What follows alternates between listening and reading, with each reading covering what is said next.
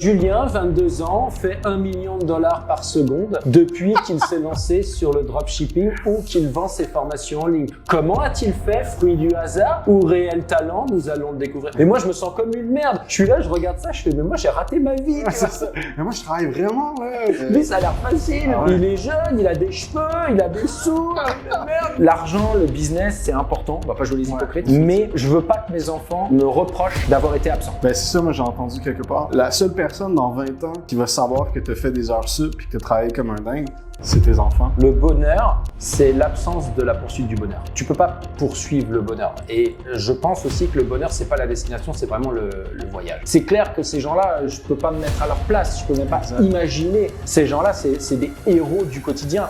Nous, on est des privilégiés. Et il faut le dire, il faut l'assumer, il faut faire plus preuve de gratitude.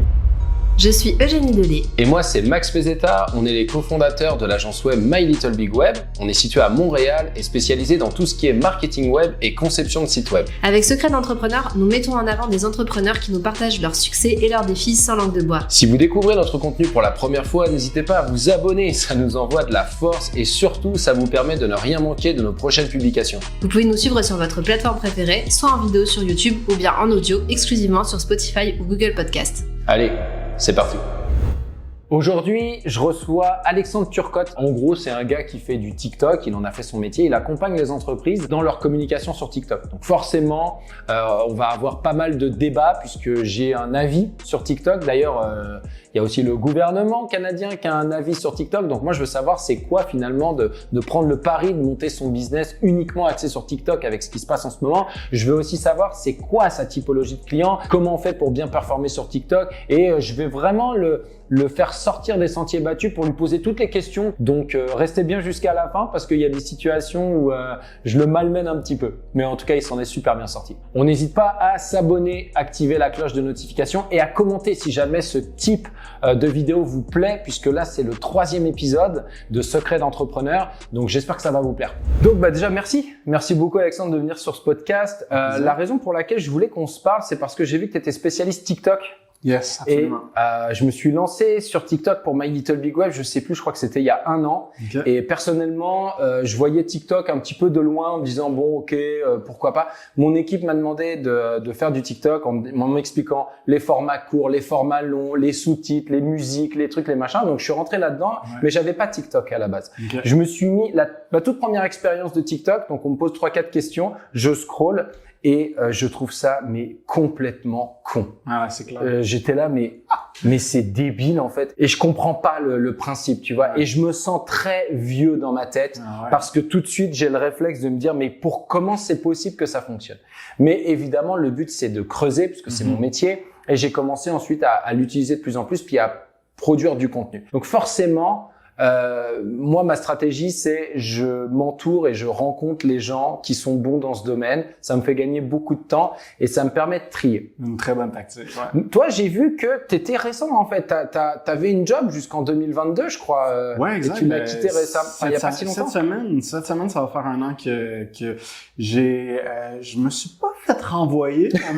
On m'a remercié, montré la porte.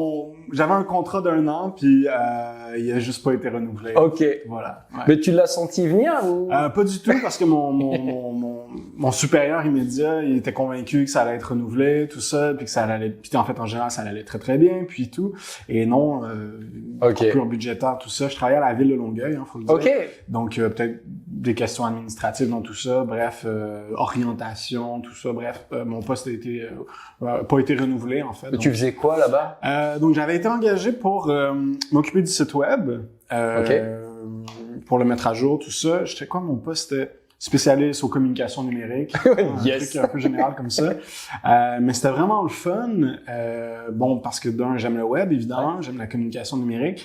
Mais aussi parce qu'ils m'ont donné justement le mandat de lancer le compte TikTok de la ville de Longueuil. Ok. Et ça, ça a été mes premières armes, si tu veux, en tant que de travailler sur un compte d'une entreprise, en fait, d'une ville, d'un organisme dans ce cas-là.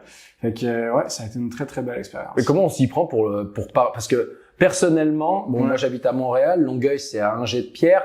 Je t'avoue que j'irai pas forcément sur le TikTok de la ville de Longueuil, bien que je suis convaincu que c'est passionnant. Hein. Mais qu'est-ce que tu postes comme en fait, c'est ça la magie de TikTok aussi, c'est que tu vas pas nécessairement voir le compte, mais c'est en scrollant le contenu sur ta For You page que tu vas peut-être tomber sur le contenu. Donc quand on s'est lancé, en fait, le projet de faire un compte TikTok pour Longueuil datait d'avant que j'arrive et ils m'ont dit je pense que tu vas être la bonne personne pour t'en occuper et de fait oui. Fait qu'on a travaillé sur une stratégie, sur un plan et quand j'ai soumis ça à la directrice de communication, elle m'a dit parfait, tout est beau, il y a juste deux conditions, hein. Je veux pas de danse puis de tendance puis de challenge. Et j'étais genre, OK, je pensais pas que faire ça, mais... Puis j'aime pas la vidéo.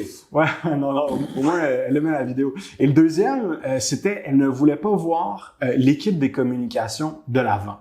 Je comprends, parce que s'il y a un roulement de personnel et que quelqu'un dit, je veux plus être sur la vidéo et que c'est une vidéo qui pète. Exact. Il y a ça, et en fait, il y a beaucoup, autant, d'entreprises que d'agences que, pas le choix, c'est l'équipe des communications qui se met un peu de l'avant pour parler de l'entreprise et elle trouvait que ça l'allait pas pour le compte de la ville. Donc OK, qu'est-ce qu'on fait? Comment on présente le contenu? On s'est dit on va, parce qu'on voulait voir la ville, voir les employés aussi. On s'est dit on va mettre les employés de la ville. Et là, on a parlé avec différents secteurs, j'oublie les termes municipaux, là, mais bref, différents départements voilà, de la ville. Et on a dit, on va mettre les pompiers de l'avant, on va mettre les policiers de l'avant, on va mettre les parcs et les piscines, tout ça. Donc, on a mis les employés de l'avant. Puis, ça a super bien fonctionné. C'est-à-dire? Autant on avait des contenus, que j'appelle semi-viraux, entre un 10 et un 50 000 vues en moyenne. Donc, ça, c'était vraiment une moyenne, c'était super bon. Et autant on avait des contenus viraux, donc 100 000 vues et plus, sur, je me rappelle plus de leur nom, mais genre Georges qui pèle la neige l'hiver, puis qui présente c'est quoi une pelle à neige. Hein? Combien de neige ça peut enlever, c'est quoi les processus pour enlever la neige, tout ça. Tu sais, très factuel, mais très behind the scene, très des contenus qu'on n'a pas accès, en fait, que les gens n'ont jamais vu. Fait que ça, c'était super intéressant. Puis le clou du spectacle, c'est quand on a mis des pompiers de l'avant. Là, je sais pas pourquoi, les pompiers, les jeunes, beaux pompiers, ça marche très, très bien. Ils étaient habillés?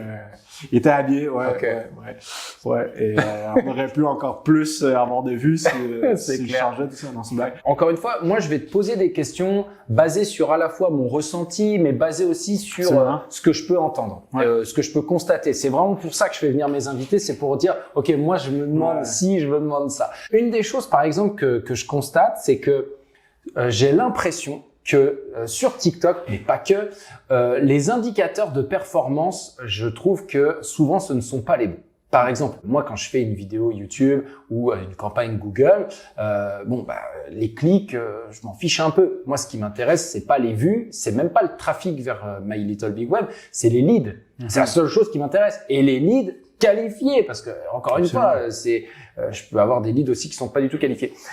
La chose, c'est que sur TikTok, pour rester là-dessus, encore une fois, c'est pas que ça. Absolument. J'ai l'impression que souvent, les indicateurs, c'est les vues, les abonnés. Mais attends, les vues et les abonnés, ça remplit pas le frigo. Non. Donc là, tu vois, j'aimerais bien t'entendre à ce niveau-là, c'est-à-dire, qu'est-ce que tu penses de de cet indicateur de performance finalement, de les vues et les abonnés? Est-ce que vraiment on pourrait se dire, OK, cool, ma vidéo a marché, j'ai fait 50 000 vues. OK, mais est-ce que tu as vendu des formations derrière? Est-ce que tu as eu des leads? Est-ce que tu as eu du sponsoring? Enfin bref, est-ce que non, mais ma vidéo a marché. Pour moi, elle a pas marché ta vidéo. Tu vois ce que je veux dire? Absolument. Puis tu sais, c'est pour ça que en travaillant avec différentes entreprises, différents organismes, il faut toujours voir c'est quoi les objectifs en fait derrière ça. Parce que c'est beau de faire du contenu, c'est beau de faire des vues, mais si ça rapporte rien au final, c'est comme un coup d'épée dans l'eau. Fait que de là avoir, justement, est-ce que c'est des leads que je veux? Est-ce que c'est créer des ventes? Est-ce que c'est, juste ma visibilité, ma notoriété? Bon, si c'est juste la visibilité, la notoriété, oui, je vais peut-être rester dans les vues, dans les abonnés, tout ça. Mais peut-être voir d'autres indicateurs de performance, peut-être l'engagement aussi, tu sais. Il y a des outils qui permettent de voir à quel point les gens vont porter des actions sur les vidéos, vont aller dans les commentaires, tout ça. Et de ensuite de délimiter, c'est parfait, j'ai rempli mes objectifs, puis dépendamment encore une fois quels étaient, tu sais. J'ai une autre question par rapport à ça, mais juste pour pouvoir donner déjà dès le début un peu de concret, est-ce que tu peux nous donner 1 ou 2 outils que tu utilises pour analyser tes performances? Ouais, au niveau de la publicité, il y a le Google, mon Dieu, je me mélange, le TikTok Ads Manager. Bien sûr. Donc, quand on lance des campagnes, on peut lancer des campagnes de différentes natures, que ce soit visibilité, notoriété, vue de vidéo ou trouver des prospects, tout ça. Vente aussi, retargeting, bref, il y en a plein. On peut évidemment avoir des rapports de tout ça, des rapports de performance comme on le ferait avec des campagnes sur Facebook. Ouais. C'est exactement les mêmes métriques. Fait on a ça. Sinon, en termes de... c'est quoi qu'on a dit tantôt? En termes de vues et de... comment on appelle ça? Non, entre vues et interaction. Ouais. Le pourcentage d'interaction. J'ai un outil que j'utilise. Et là, vu que tu m'as posé la question, j'ai un petit blanc. Ça s'appelle QI Vidéo, quelque chose comme ça. Ok. Ouais. Si ça te revient, tu nous diras. Ouais, fait que on le télécharge avec Google Chrome. Là, c'est une extension Google. Une extension, exact. Et sur chaque vidéo, ça dit en fait la performance globale du compte et ça dit aussi la performance de chaque contenu vidéo. En fait. Et finalement, les clients qui te contactent, déjà, première question, c'est quelle typologie de clients? Est-ce qu'on est sur de la petite entreprise, moyenne, grosse? C'est quoi? Qui nous contactent, on a vraiment de tout. Okay. Donc, on a l'artiste dans sa chambre qui essaye de percer sur TikTok. Okay. Et on a des grosses entreprises qui viennent cogner à notre porte aussi, du genre Hydro-Québec, Emma Québec, tu sais, on en a plusieurs comme ça. Donc, souvent, est-ce qu'ils sont dans une optique de notoriété finalement? Parce que je te pose la question parce que nous, ça nous arrive assez régulièrement d'avoir justement des demandes aussi pour TikTok. Ouais. Et quand je pose la question des objectifs, à ma grande surprise, ils comprennent la question, mais ils n'y ont pas réfléchi en amont. Non, et du coup, on veut être là parce que c'est là qu'il faut être. Exactement. Et du coup, je me dis, mais alors moi, c'est parfait. C'est-à-dire que s'il n'y a pas réellement d'objectif, je vais tout de suite aller dans vues et abonnés. Parce que finalement, c'est le plus facile, surtout si je booste avec de la pub. Ouais. Mais toi, c'est quoi ton approche justement? Est-ce que tu te concentres là-dessus? Est-ce que au contraire, tu les challenges en leur disant, mais c'est parce que là, pourquoi TikTok finalement? Parce que une des différences avec ton agence et la mienne, c'est que toi, tu fais que du TikTok. Absolument. Nous, on fait du Google Ads, du Facebook, Instagram, du TikTok et du YouTube pour tout l'aspect publicité, mais on fait aussi du référencement naturel et des sites web. Ce qui fait que quand un client vient nous contacter, il est possible qu'il vienne nous voir avec, alors il sait pas, donc là on va l'orienter, ou il arrive avec, je veux faire, mettons, du YouTube. Et moi, je vais lui poser des questions précises et je vais me rendre compte que non, t'as pas le budget pour aller sur YouTube, puis surtout, je vois que t'as pas le profil, etc. Et je suis pas du tout en conflit d'intérêt parce que j'ai une palette de choses. La chose, c'est que toi, proposant que du TikTok, le gars, il est déjà bien orienté, mais comment tu t'assures que ce prospect, faut t'assurer qu'il va être satisfait pour ta réputation, pour la fidélisation de la personne. Comment tu le qualifies finalement, ce gars-là? C'est quoi un prospect qui peut se qualifier? Ouais, bonne grosse question. J'en reviens avec la question au préalable parce que tu me demandais qui vient vers nous. On en a vraiment de tout, mais avec lesquels nous on travaille principalement. C'est ça. C'est vraiment des entreprises qui sont habituellement déjà établies ou parfois qui sont en lancement, mais qui sont quand même bien solides, je dirais, et qui savent que TikTok, c'est un outil parmi différents outils et qu'ils ont soit déjà essayé les autres outils, ils sont performants en Google Ads, en Facebook Ads, sur Instagram et ils savent que ils ont une certaine tranche d'audience qui n'arrive pas à rejoindre parce qu'elle est sur TikTok, elle est en format vidéo. Donc souvent c'est ça, c'est nous, je dirais moyenne et grosse entreprise, c'est vraiment notre clientèle cible. On avait beaucoup de gouvernementales, d'écoles et d'universités aussi, mais comme tu sais, ou en tout cas comme tu sais pas, mais peut-être certains le savent, il y a eu un certain blocage, une certaine censure disons, au niveau de TikTok, au niveau du gouvernement fédéral qui a décliné au niveau du gouvernement provincial, pardon, et donc il y a beaucoup d'organismes qui se sont retirés de la plateforme. On a perdu quelques clients, puis évidemment on n'a pas pu développer plusieurs autres clients qu'on avait dans le pipeline. Donc, on est vraiment maintenant dans les entreprises moyennes à grosses entreprises. OK. Donc, en gros, il faut un certain budget quand même pour aller sur TikTok. Parce que tu me parles du musicien dans sa chambre. Je te dirais que nous aussi, ça nous arrive d'avoir ce genre de personnes. Puis moi, d'emblée, j'annonce les prix parce que je veux pas passer 2 heures au téléphone pour rien. Exact. Tu dirais que le ticket d'entrée pour aller sur TikTok, donc c'est-à-dire, évidemment, il y a celui qui qui a juste son temps à lui, puis qui va peut-être booster avec, je sais pas, 5, 10, 20, 100 $.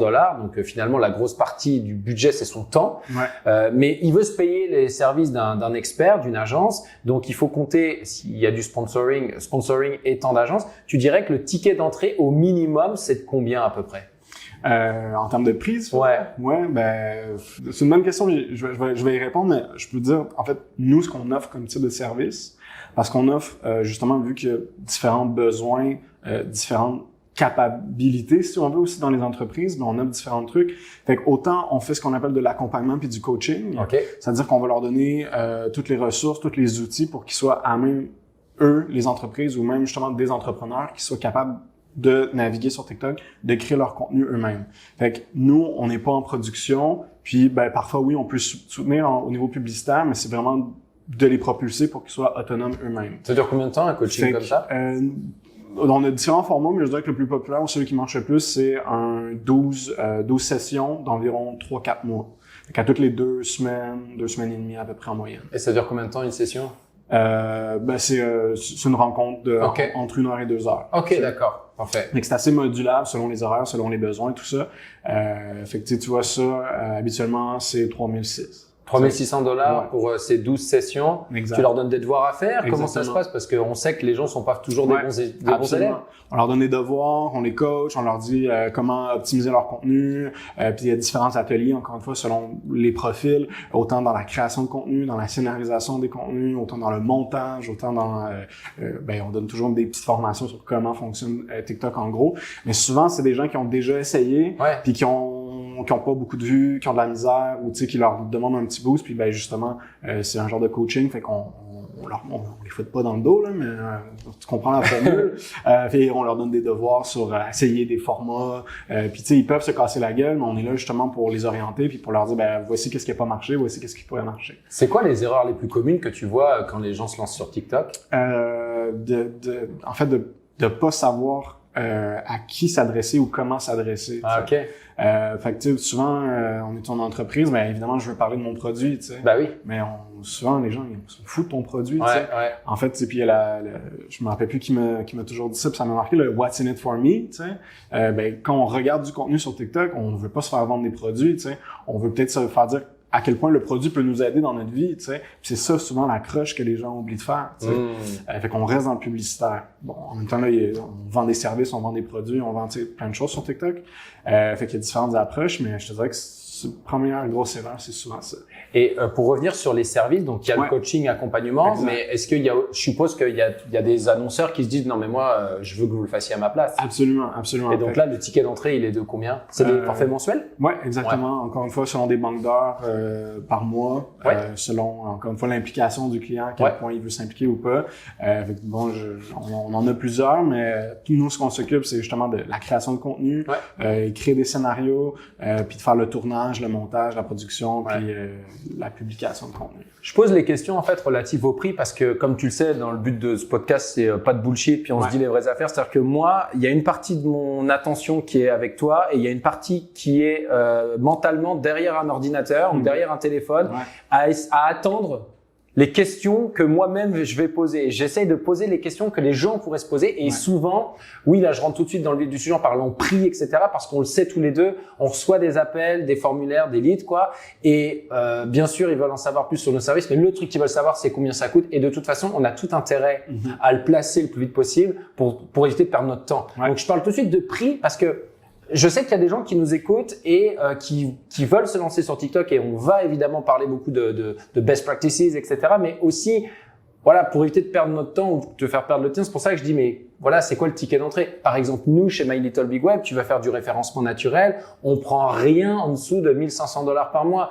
Et c'est vraiment le minimum. Que tu sois plombier à Saint-Jean-sur-Richelieu ou que tu sois avocat d'affaires, c'est pas qu'on peut rien faire pour toi, c'est qu'à un moment, nous, on a, vu qu'on fait aucune sous-traitance, on a un planning qui est limité. Donc, mettons, on est 30 ou 35 chez My Little Big Web répartis en 4 pôles. Mettons le pôle SEO, il y a 10 personnes. Mettons, une personne, elle peut faire 130 heures par mois. Bon, bah, à un moment, quoi qu'il arrive, on va faire les 130 heures. Ouais.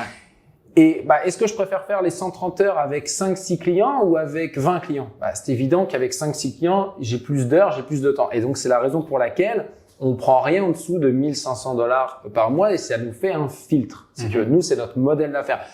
Mais par contre, je peux les référer à des gens. Il y a des agences à Montréal qui me réfèrent parce qu'ils me disent, bah, nous, on prend rien en dessous de 3000. Puis d'autres, elles me disent, moi, je prends rien au-dessus de 1500 parce que ça devient trop gros. C'est-à-dire que nous, on fait des forfaits à 500-600 $. Puis c'est pas du tout la même chose que ce que nous on fait. Disons, c'est des steps. Tu vois? Et donc, c'est pour ça que je te pose la question. Toi, c'est quoi le minimum pour accompagner une entreprise mensuellement avec lequel tu es à l'aise de travailler? Ouais, 1600. Même, donc c'est à peu près pareil, 1600 et ça inclut donc frais d'agence et boost? Non. Non, boosts, ça c'est les frais d'agence? Ouais, exact. Les boosts, d'ailleurs, ça c'est une question. Ouais. Est-ce que finalement, aujourd'hui, la gestion TikTok, ça vient inévitablement avec du boost ou est-ce qu'on est encore sur de l'organique? Pour nous, c'est encore de l'organique. On a vraiment 2 forfaits, donc le forfait d'accompagnement organique et le forfait publicitaire que évidemment on match très souvent. Mais souvent, on est encore très jeune, hein, à peine 1 an. Donc souvent, on va y aller en organique pour commencer, puis ensuite on va optimiser au niveau publicitaire. Tu sais. Au bout de combien de temps?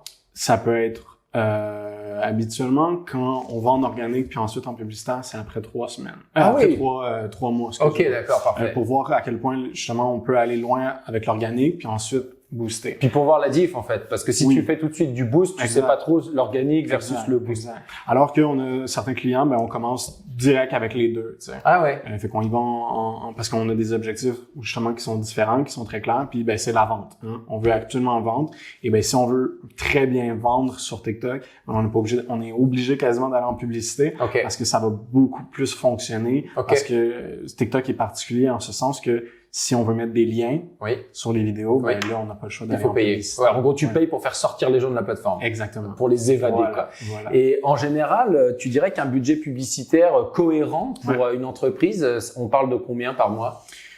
Encore une fois, par mois, un minimum, ça peut être, en fait, le minimum, c'est environ 800 $. 800 $ canadiens par mois, c'est le minimum si on veut faire quelque chose qui a de l'allure. Et puis à ça, tu rajoutes les frais d'agence, ce qui fait que ça peut monter au minimum 1600 plus 800, à peu près 2400, 2500 $ par mois minimum. Je le précise parce que souvent quand je dis aux gens ça coûte entre 1500 et 3000, eux c'est 1500. Mais non, j'ai dit entre 1500 et 3000 là, mon gars. Exact. Et donc 2500 à peu près pour démarrer quelque chose. Et généralement, c'est des mandats qui vont durer combien de temps, même si on n'arrête jamais vraiment, sauf si c'est une opération ponctuelle. Nous, on a commencé avec du 3, puis du 6, puis du 12 mois. Ok, tu proposes des engagements 3 mois, 6 mois, 12 mois. En dessous de 3 mois, t'embarques pas parce que tu sais très bien que ça vaut pas la peine. Ouais, puis on le fait, puis pas qu'on s'est planté, mais je veux dire, c'est difficile de... C'est compliqué, puis tu connais pas le client, tu dois faire toute la mise en place, etc. D'ailleurs, en parlant de ça, est-ce qu'il y a des frais de mise en place ou ça démarre tout de suite à ce tarif-là, puis le premier mois, il y a une mise en place quelconque qui ça démarre tout de suite à ce prix-là, puis évidemment, on y va en genre de banque d'heures mensuel, puis souvent, c'est un peu plus long à démarrer, comme tu t'en doutes, hein. Et donc, on se rattrape un peu vers justement le 3e mois, habituellement, avec les banques d'heures, parce que là, c'est souvent... Il y a toute une partie, accompagnement, kick-off, stratégie, tout ça. Fait que des fois, ça peut prendre un peu de temps. Puis surtout, avec TikTok, trouver les gens qui vont être devant la caméra.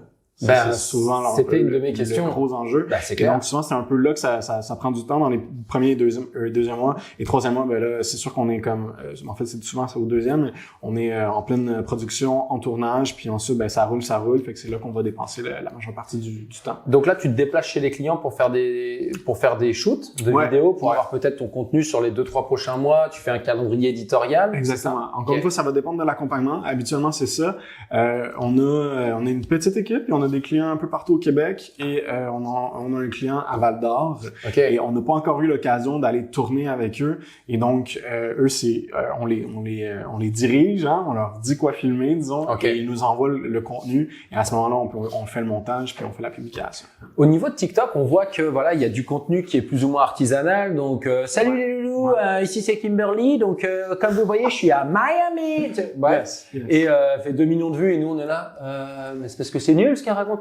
Et il y en a d'autres qui se prennent justement un peu plus la tête, les entreprises, qu'on essaye de faire des formats plus professionnels. Est-ce qu'il y a une règle à ce niveau-là, au niveau de la forme du coup, ou est-ce que c'est surtout le fond qui marche? Ou au contraire, est-ce qu'on est plus sur de la forme volontairement artisanale, c'est-à-dire le truc dégueulasse avec du son, avec un écho, limite ça va passer plus, ça va mieux passer? Je dirais pas un format dégueulasse, je dirais un format authentique. Hein. J'aime bien l'idée que, en fait, moi ce que je dis c'est, on veut donner l'impression que c'est filmé avec un téléphone et consommé sur un téléphone. OK. Faut quand même que le son soit bon parce que sinon on est un peu autant disons impacté par l'auditeur mais aussi par TikTok qui va reconnaître que le son est pas terrible puis il va nous impacter. Autant aussi la luminosité ou ce qu'on montre à l'écran que ce soit quand même lumineux, beau puis qu'on délimité qu'on voit qu'est-ce que c'est parce que l'algorithme va voir va reconnaître s'il y a des images, va reconnaître les couleurs puis tout ça va avoir une petite ou une grosse incidence dépendamment du contenu.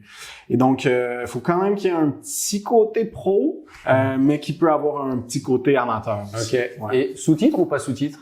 Sous-titres. Ouais. OK. Ouais. Moi personnellement, si je dois regarder une vidéo TikTok ou YouTube, moi je mets le son.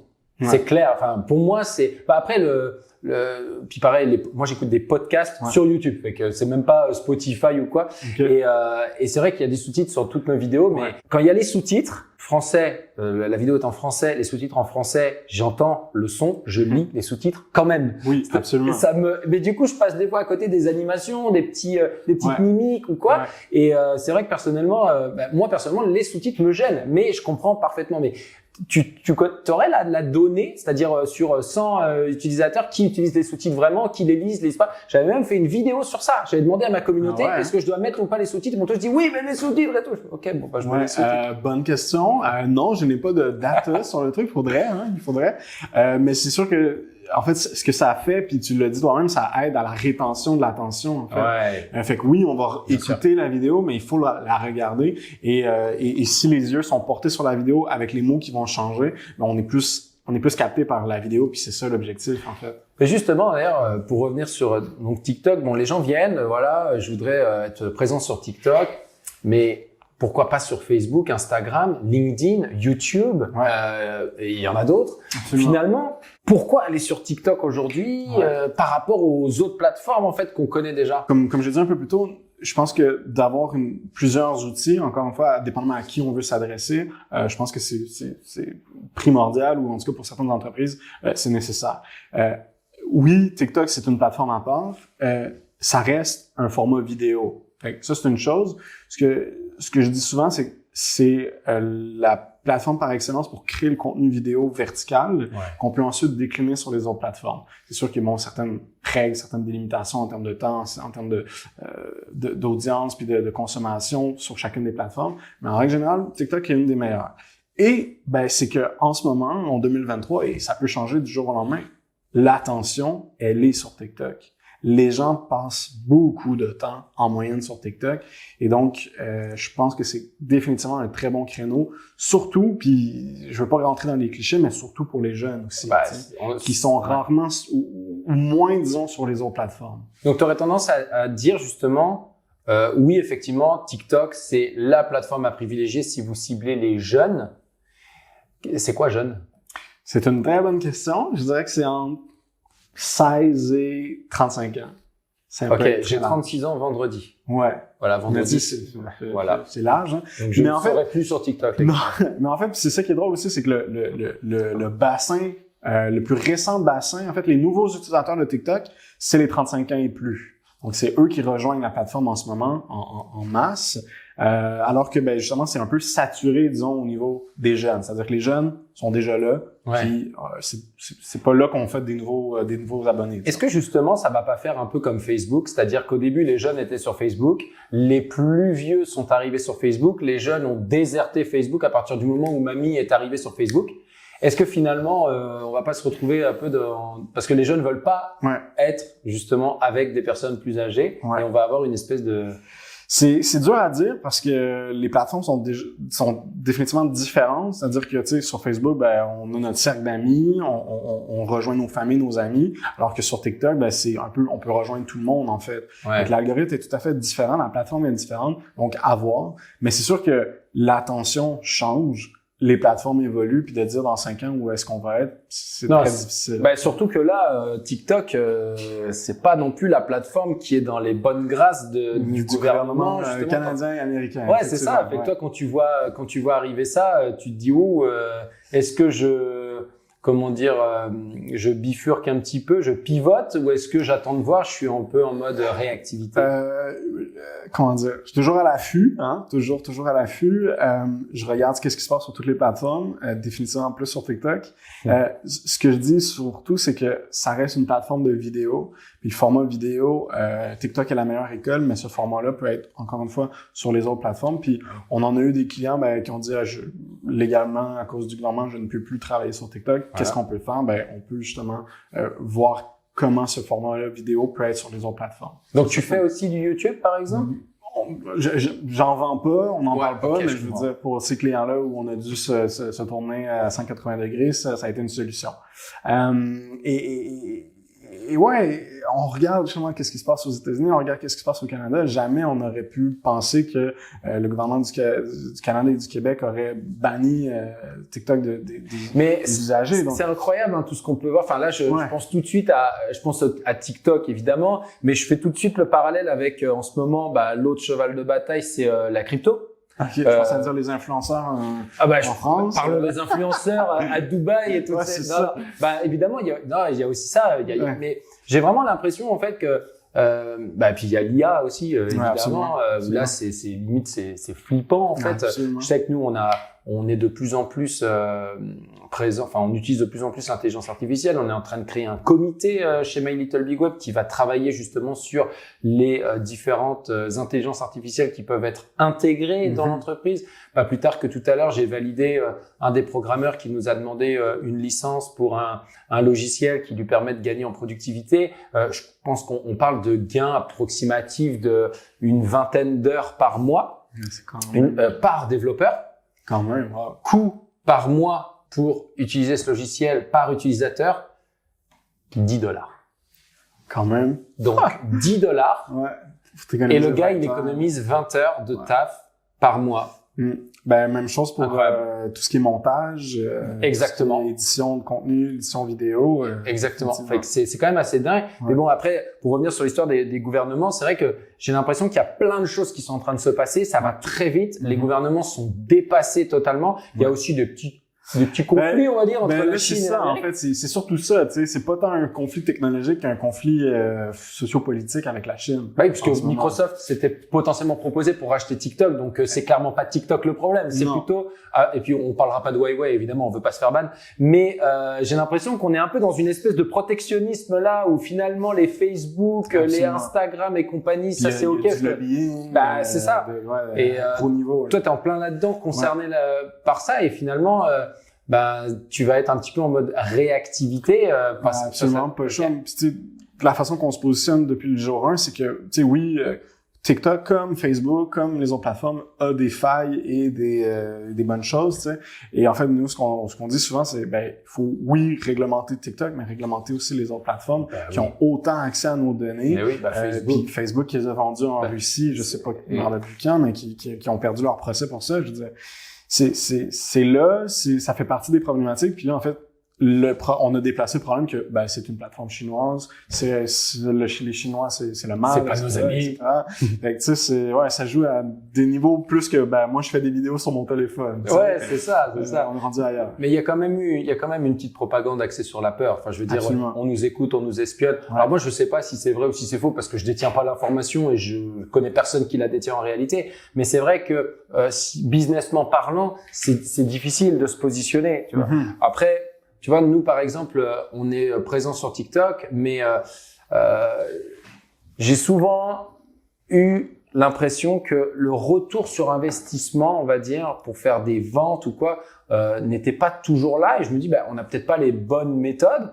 Toi, justement, la plupart de tes clients, encore une fois, je reviens un peu sur une question que j'ai posée tout à l'heure, mais mettons, ils veulent de la notoriété. Bon, fine, t'as des vues, t'as des abonnés, c'est quoi. Mais mettons, tu veux des ventes.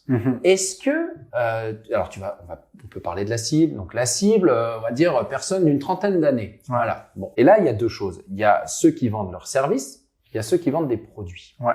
Déjà, par rapport à ça, on va y aller par entonnoir. Est-ce que TikTok est plus ou moins adapté à une typologie de business? Ils se sont adaptés aux deux, je dirais, mais définitivement, en tout cas, ce qu'on fait puis ce qu'on teste, c'est plus facile de faire de la vente de produits. De produits. Oui. Parce que sur TikTok, notamment, on a tout ce qui est dropshipping. Ouais. On devait parler de dropshipping avec un gars qui est spécialisé TikTok.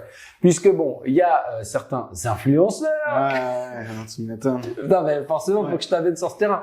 Qui donc vont nous expliquer comment faire full cash avec un site Shopify, ensuite un produit merdique acheté sur AliExpress par exemple, et nous expliquent qu'il faut faire des vidéos de nous en train de déballer le produit, d'utiliser le petit drone, voilà, et on balance tout ça sur TikTok. Et donc moi je vois ça, je me dis ça a l'air super facile, dis donc. Quel est ton avis par rapport à cette portion d'utilisateurs TikTok? Ça marche vraiment ce qu'on entend dans les vidéos, les formations de ton point de vue? Mais en fait, oui, ça peut marcher à un certain niveau, mais après les gens, ils sont pas dupes, là, ils sont pas cons, puis ils vont se rendre compte que on en a tous acheté un produit de merde, là, puis qu'on a été déçus. Après, on est plus prudent sur quoi on clique, sur quoi on achète, tout ça.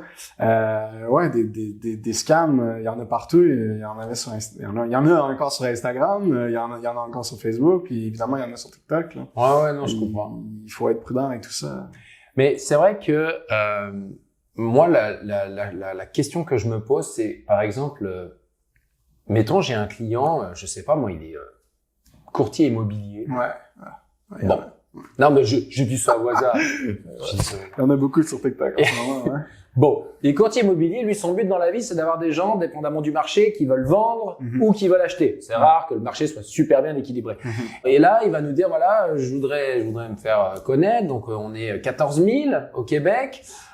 Qu'est-ce que je fais? Est-ce que je fais du SEO? Est-ce que je fais du Google Ads, du Facebook Insta? Est-ce que je fais du TikTok?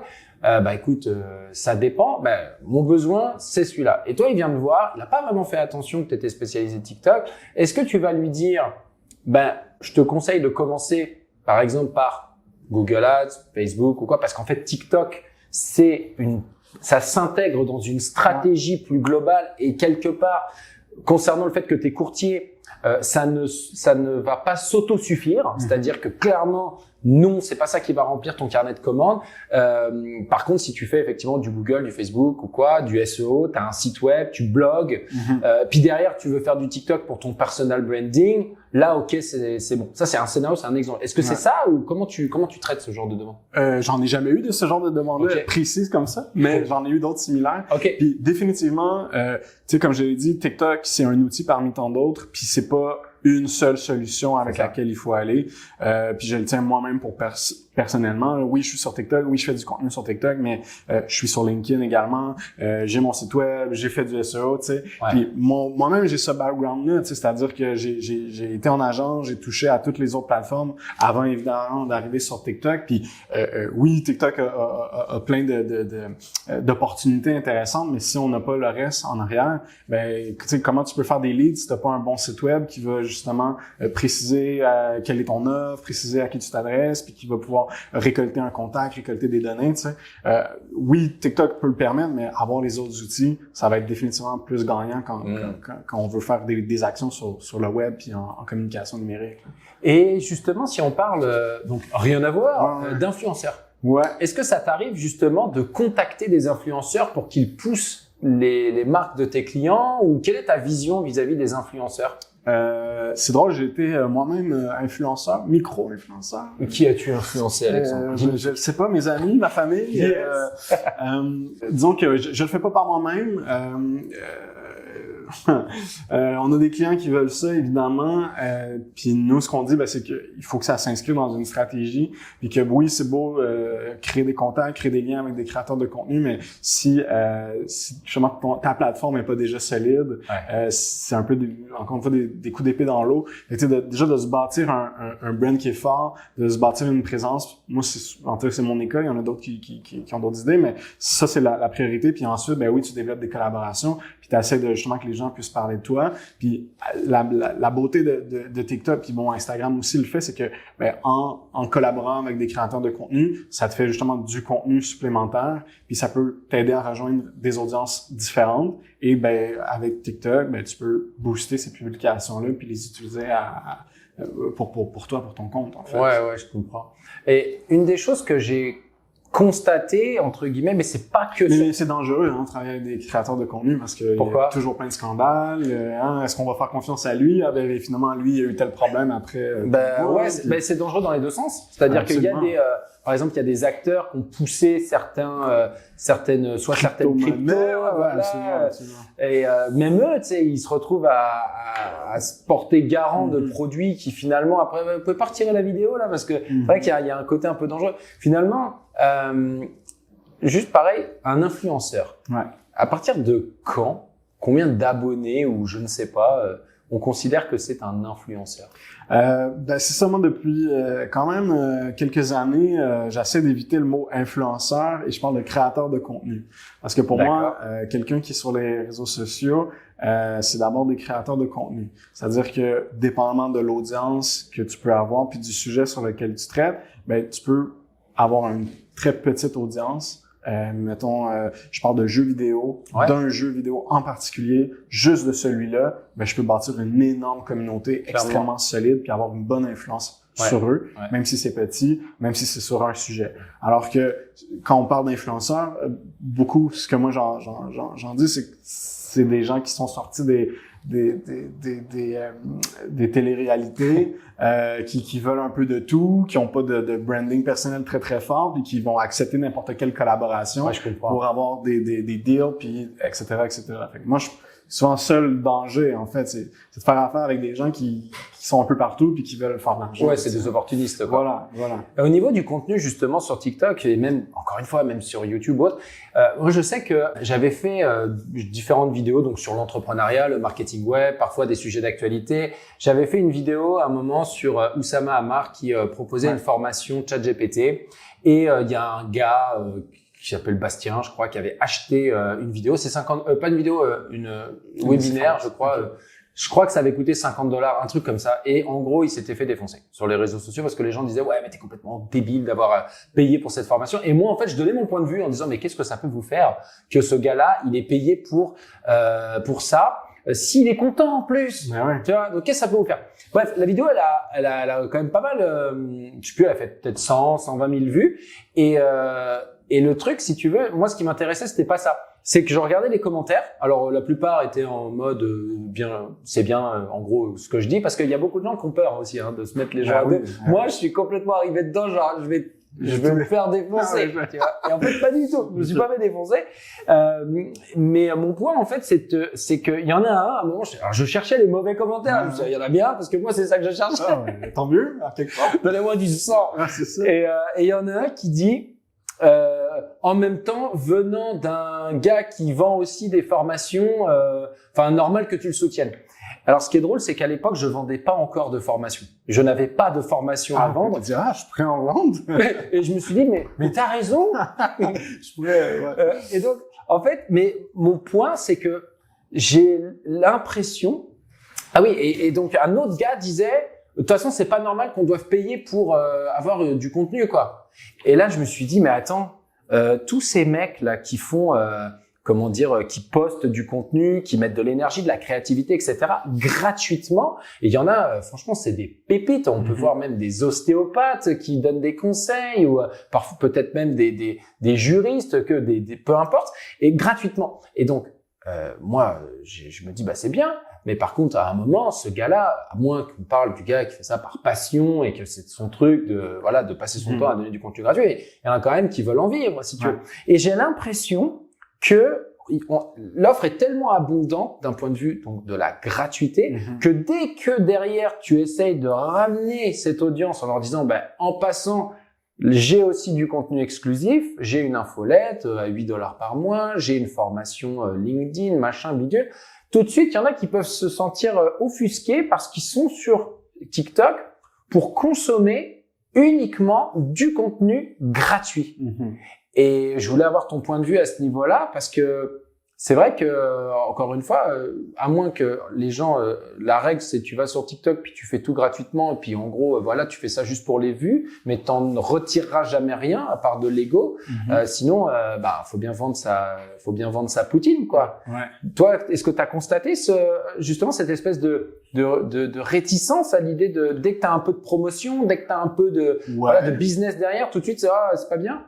Ben ouais, puis tu sais, tu parlais d'influenceurs il y a quelques instants, puis je pense que là aussi, tu sais, de faire de l'argent sur les réseaux sociaux, de se promouvoir de certaines façons, il y en a beaucoup qui le perçoivent de façon négative, tu sais. Ouais. Puis quoi faire contre ça? Moi, ça sera toujours là, selon moi, parce que c'est toute une compréhension du travail qu'il y a derrière, puis des objectifs aussi. Tu sais, donner du contenu gratuit. Moi, je le fais là sur TikTok. Hein, tout mon contenu est gratuit, mais au final, je parle de mon expertise, puis évidemment, ça m'a aidé à bâtir mon entreprise, puis j'ai offert d'autres services, puis les gens qui vont juste regarder mes vidéos sur TikTok, ils se rendent pas compte tout ce qu'il y a derrière, qu'il y a une agence, qu'il y a une entreprise, puis que c'est grâce à ça que finalement j'arrive à vivre puis à faire mon commerce. Puis il y en a beaucoup d'autres comme ça, des entrepreneurs, hein, d'ostéopathes, tout ça, qui utilisent ces outils gratuits là pour se promouvoir, mais aussi pour vendre des produits et des services.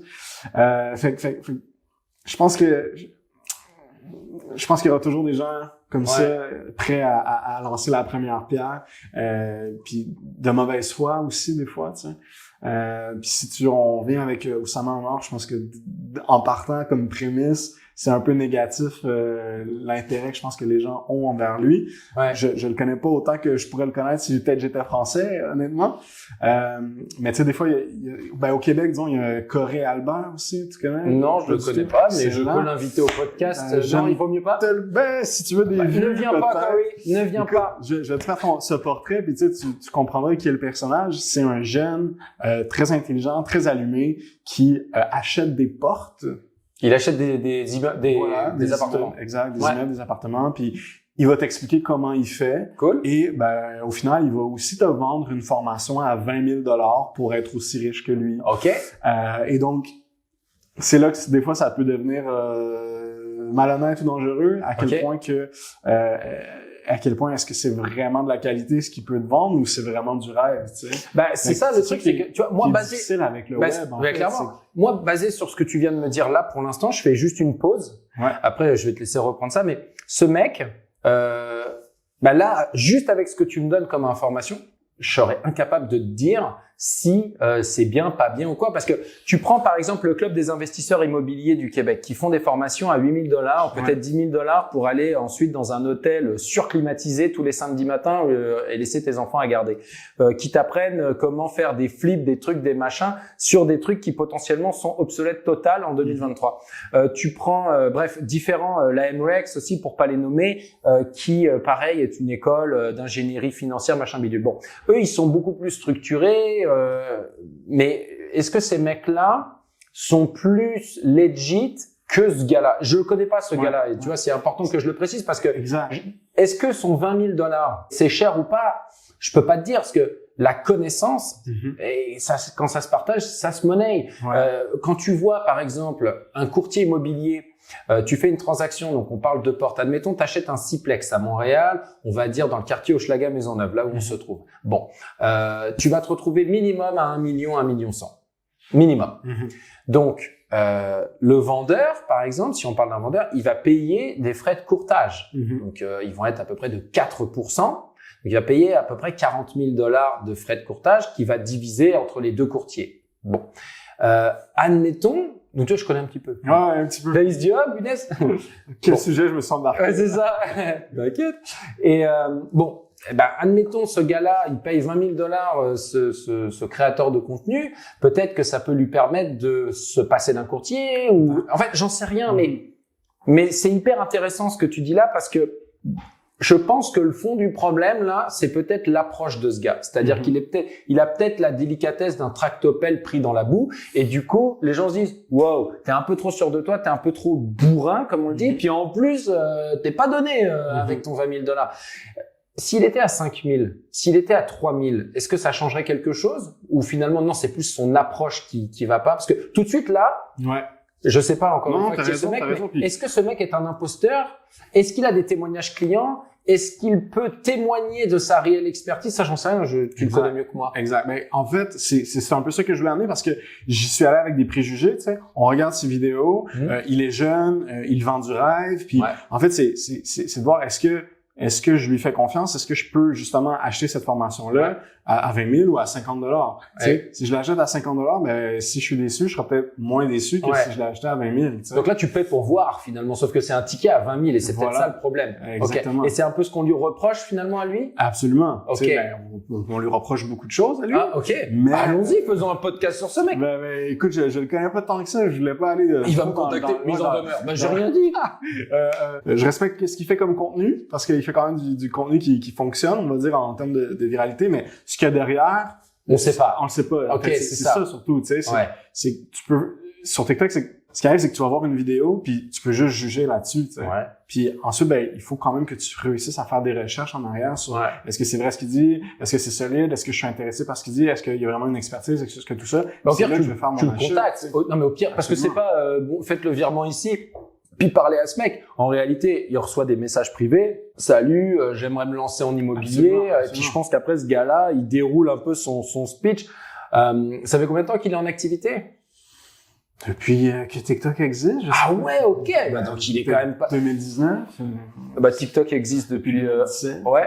Et bah écoute, on verra ce qu'il en est sur ce gars-là, mais en tout Absolument. cas, ce que je retiens, c'est que faut faire très attention quand on se met en avant sur TikTok, parce que déjà quand on a un produit à vendre, faut faire attention à la manière de le vendre, sinon justement on peut se prendre un bad buzz. finalement. Exactement, Et exactement. puis alors, pour peu que quelqu'un fasse une vidéo qui témoigne qu'il s'est fait flouer Ouais. par ce gars-là, ça peut être dangereux. Finalement, ça m'amène à ma question de la mise en avant, parce qu'on parle de quelque part aujourd'hui, beaucoup de gens se mettent en avant sur des vidéos, que ce soit Facebook, Instagram. Enfin là, Instagram, j'ai un de mes amis qui en gros, je vais déformer l'histoire pour pas que la personne potentiellement se reconnaisse ou quoi. Mais bon, bref, il y a un de mes amis qui cherchait donc une colocataire et il me dit voilà, j'ai trouvé ma colocataire. J'étais ok, cool.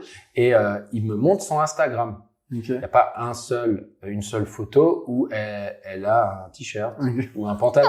Et j'étais là, Il a et il me il l'a montre. pas choisi juste Je pour fais, ça. elle a l'air gentille, ta collègue. Et je dis, mais c'est dingue. Je fais, mais tu t'es ami sur Instagram avec elle ou non? Mais je fais, what the fuck? Et donc, en fait, bon, je constate en fait aujourd'hui que la plupart des gens se mettent en ligne facilement via leurs photos ou autre. Mais moi, je peux screen la photo, je peux en faire une copie, la conserver pour moi. Et pour les vidéos, c'est pareil, je peux télécharger la vidéo, etc. Et finalement, il y a aucune régulation, c'est-à-dire que on peut dire ce qu'on veut. D'ailleurs, même pendant ce podcast, je peux dire ce que je veux, tu vois. Ouais. Et je pense que c'est important aussi de sensibiliser les gens. Et je dis pas les jeunes parce que en réalité, pour moi, c'est n'importe qui justement qui devrait être sensibilisé avant de se poster sur les réseaux sociaux, avant de faire de la vidéo sur les réseaux sociaux. Je pense qu'il faut aussi prendre conscience que vous allez être jugé, que les propos, par exemple, moi à un moment, alors moi je vais dans les problèmes. Tu sais. J'ai fait une vidéo sur la réforme des retraites. Aïe, aïe, aïe, aïe. Où j'ai donné mon avis. Non, mais j'expliquais parce qu'en France, la réforme des retraites, tout ça. Et j'expliquais mon point de vue canadien. Et bah ouais, parce qu'ici, les gens pour financer leur retraite, bon, ils ont le REER, mais il y en a aussi qui achètent de l'immobilier. La plupart des gens, je connais moins le système français qui a l'air un peu plus. Le système français, c'est un prélèvement à la source. Donc la plupart des gens, une fois qu'ils ont remboursé le prêt pour leur maison, ils n'ont pas grand-chose pour investir en bourse. Puis ils sont un peu frileux de ça. Ils sont pas très éduqués financièrement. Je parle pas de l'ensemble des Français, bien évidemment, mais ici. Tout le monde a, entre guillemets, un comptable. En France, il y a que les entreprises qui ont des comptables. Les particuliers n'ont pas de comptable. Les gens en France ne remplissent pas leur déclaration d'impôt à l'aide d'un comptable. Et tu vois, toi, la tête que tu fais, là, t'es là genre, what? Oui. Depuis que j'ai 16 ans que je fais affaire avec un comptable. Mais c'est parce que c'est la culture nord-américaine. Exact. En France, il y a personne, à part les fortunés, on va dire, qui passe par un comptable. Marché, là, il y a un nouveau marché, il doit y avoir des comptables plus abordables. Je ne sais pas, mais en tout cas, c'est une culture.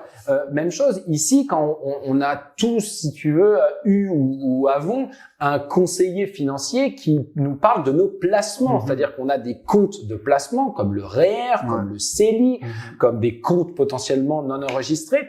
Et on nous explique, voilà, les fonds communs de placement, les fonds négociés en bourse, où tu peux faire du stock picking, etc.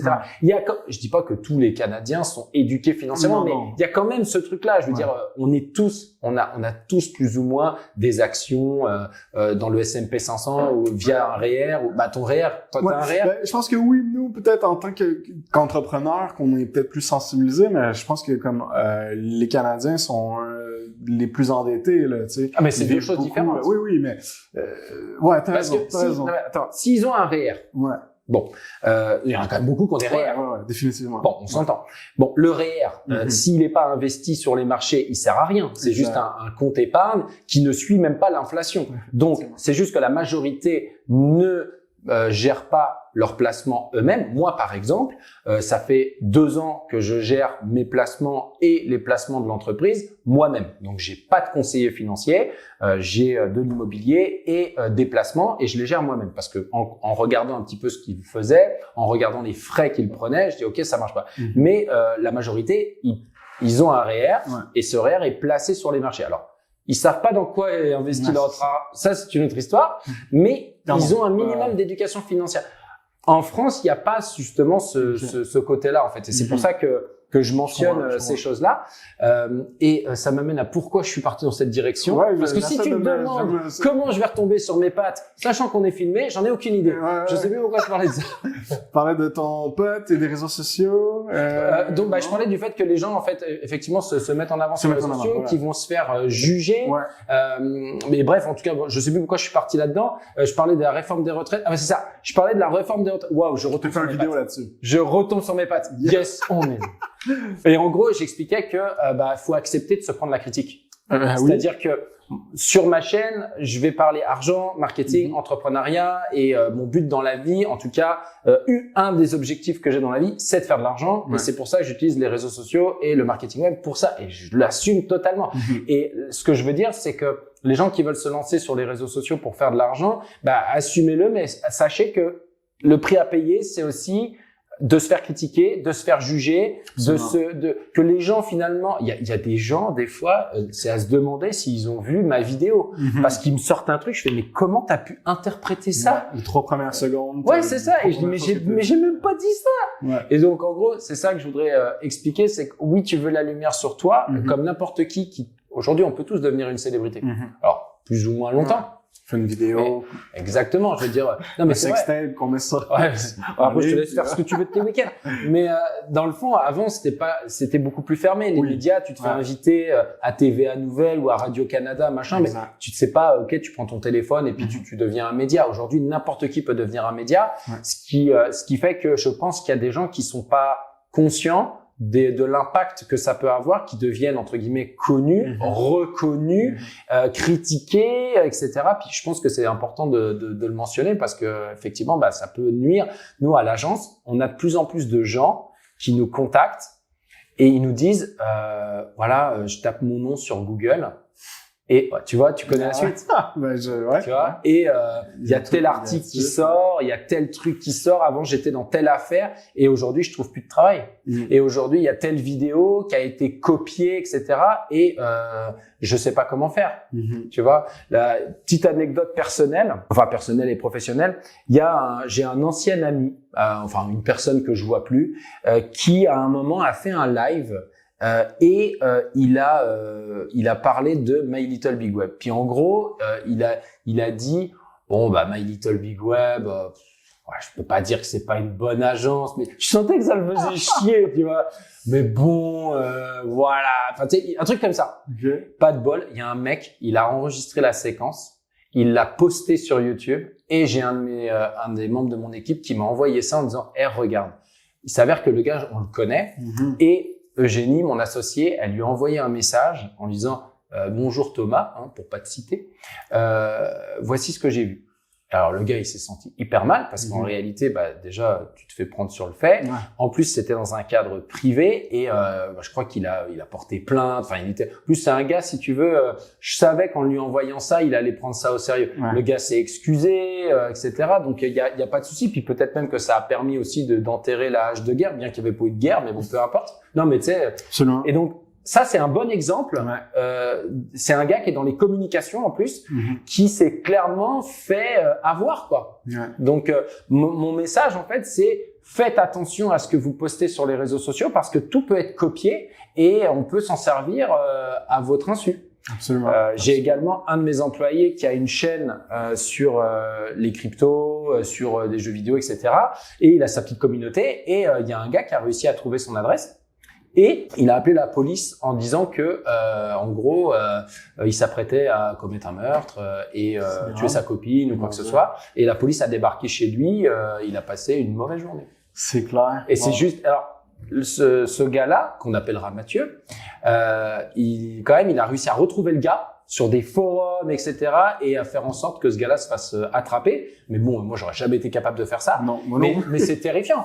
Je veux dire, quand il m'a envoyé les photos de sa porte d'entrée défoncée, je dis, what the fuck, limite, c'est GIGN qui a débarqué chez lui. Donc, ça, c'est des histoires extrêmes. Mais en réalité, tu vois, là, en 2 minutes, je t'en ai raconté 2 qui me concernent moi. Absolument. Et je pense que c'est important, effectivement, de mentionner ces choses-là, quoi. Faites attention quand vous postez sur les réseaux sociaux parce que j'ai l'impression qu'une fois que tu l'as posté, ça appartient à tout le monde. Absolument. Puisqu'on peut le copier. Absolument, on peut le copier, on peut avoir des mises en demeure, dépendamment du contenu sur qui on parle puis qu'est-ce qu'on dit. Ça peut aller très loin. Puis moi aussi, là, à une époque, je m'occupais d'un site web puis parfois on faisait des articles sur un tel et une autre tel puis on avait une section avec des lingeries féminines. Ouais. Et ça m'est arrivé plusieurs d'avoir des filles qui m'écrivent hey, est-ce que tu peux enlever l'article et j'essaie d'avoir une job. Ben ouais. Avec grand plaisir, mais je veux dire Google moi je peux rien faire sur Google, tu sais. Je peux faire un truc sur le site web, mais après ça reste là. Ben il y a pas de droit à l'oubli en Amérique du Nord. Donc après le droit à l'oubli c'est principalement sur Google, je pense. Je sais pas ce qu'il en est donc du coup forcément aussi sur YouTube. Je sais pas ce qu'il en est sur TikTok justement si on est encore dans cette espèce de Far West là parce que finalement TikTok c'est méga récent. Ouais, c'est 5 ans. Absolument. C'est rien. Enfin, je veux dire, il y a aucune règle. Alors, du coup, est-ce qu'ils essaient de le bannir pour X, Y raison? On sait pas si ça va continuer ou quoi, mais c'est vrai que c'est particulier, quoi. Absolument. On peut toujours,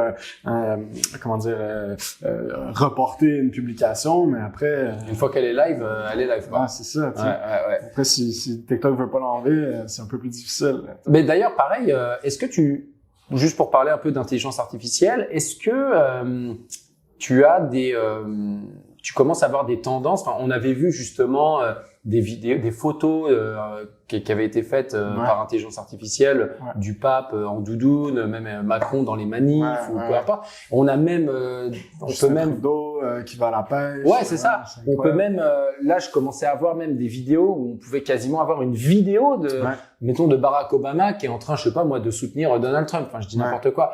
Tu vois des trucs comme ça? Le deepfake. Ouais, c'est ça. De plus en plus.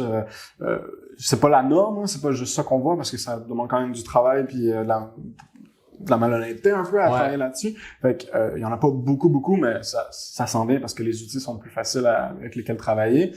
Puis TikTok est en train d'essayer de combattre ça aussi, mais ça reste une guerre d'algorithmes puis de données comme ça puis qui est pas évidente, là. Ben, c'est vrai que j'ai un peu l'impression qu'avec l'intelligence artificielle, à la base, on est tous des gros fans de cuisine. On a fait les meilleurs couteaux du monde et on n'a pas du tout pensé que les gens allaient s'entretuer. Wow. Bien, ouais, effectivement.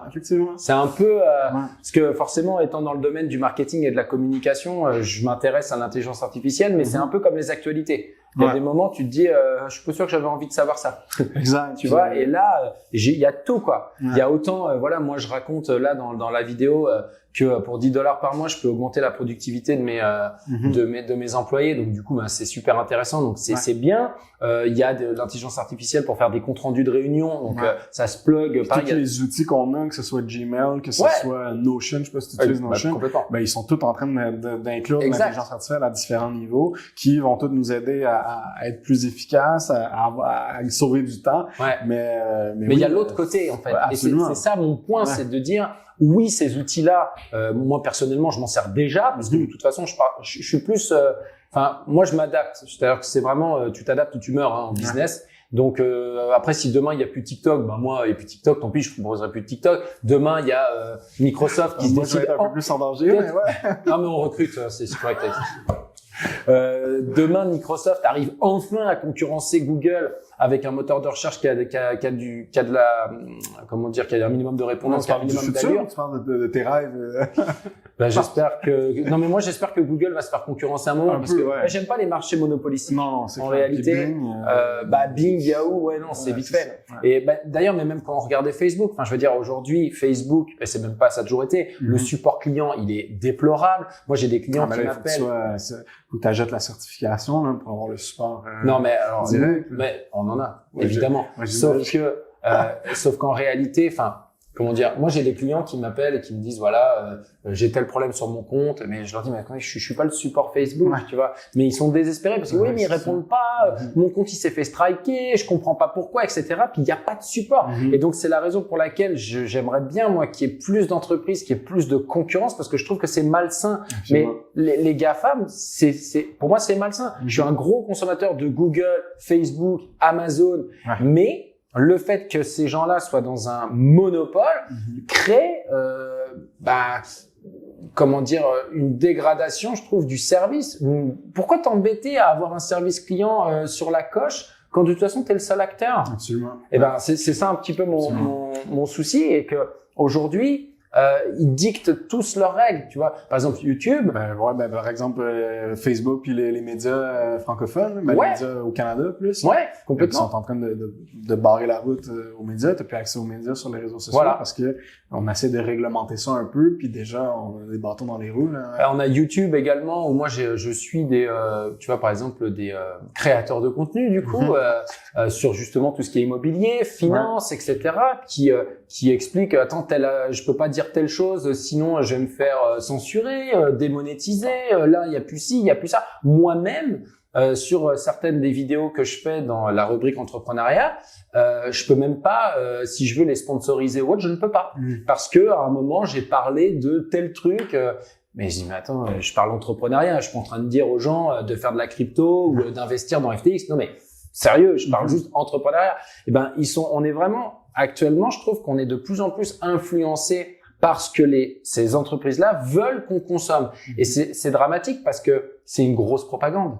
En réalité, c'est un contrôle de l'information. On n'est pas du tout dans le monde libre là. Et après, on s'étonne qu'il y a des cryptos, qu'il y a du dark web ou autre parce que les gens se disent mais c'est parce que moi, à la base, ce que j'aime dans Internet, c'est le fait que je peux consommer ce que je veux. Si là, ils commencent à tout réglementer selon leurs algorithmes et leurs opinions, c'est méga dangereux, surtout en période d'élection présidentielle ou autre, où on se fait complètement influencer. Absolument. Tu vois, toi, c'est quoi ta vision justement par rapport à ça? Parce que quelque part, en étant, et moi aussi, attention, en étant complètement là-dedans, tu nourris la bête. Absolument. Je te dis, je confronte mes invités. Je suis dans la même position que toi. Autant on est conscient des failles de tous ces systèmes-là, autant on est passionné de ça, puis on travaille là-dedans pour outiller le mieux nos clients pour qu'ils puissent en tirer le plus de bénéfices aussi, tu sais. Puis moi, c'est ça aussi quand j'ai commencé avec TikTok, c'est mon objectif, c'était en fait, mon objectif en me lançant sur TikTok, c'est d'informer les entreprises puis les gens. C'est quoi qu'il y a sur TikTok, comment ça fonctionne, puis comment les outiller. Parce qu'au Québec, il y a 2 ans, personne faisait ça. Puis de leur dire, voici la meilleure façon de faire sur TikTok pour donner le plus d'outils aux entreprises québécoises pour qu'ils puissent habiter cette plateforme-là, pour qu'ils puissent créer du contenu puis en prendre possession. Mais c'est une toute petite talle par rapport à à tout ce qu'il y a dans ces plateformes puis dans ces algorithmes-là qu'au final, on a pas tant d'impact là. C'est ça d'ailleurs, c'est drôle parce que on parle beaucoup entrepreneuriat au Québec parce qu'on est au Québec. J'entends souvent que le Québec est en retard par rapport aux États-Unis, par rapport à l'europe. Alors, je sais pas si on dit aussi par rapport au reste du Canada, j'en sais rien. Mais en tout cas, on parle souvent de retard.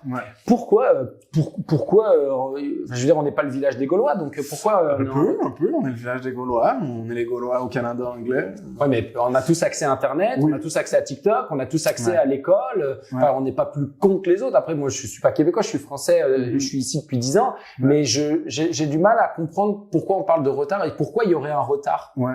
Ben, je pense que c'est une très bonne question parce que moi aussi, je me la suis posée, puis je pense que je l'ai vu au début avec YouTube. Il y a beaucoup de YouTubeurs qui disaient, ben, au Québec, on est en retard parce que on n'a pas ci, on n'a pas ça, on n'a pas ça. Puis je pense que c'est du fait que, ben, oui, on est un bassin francophone dans un petit bassin francophone dans un gros bassin anglophone, et justement, ben, on n'a pas accès à tous les outils qu'il y a en France, puis on n'a pas accès à tous les outils qu'il y a au Canada anglais. Mais de quels outils tu parles? Ben, que ce soit, ben, si je peux prendre juste TikTok, ben, tu sais, il n'y a pas la monétisation sur TikTok. Il y a pas, ça a pris du temps avant d'avoir la traduction en français.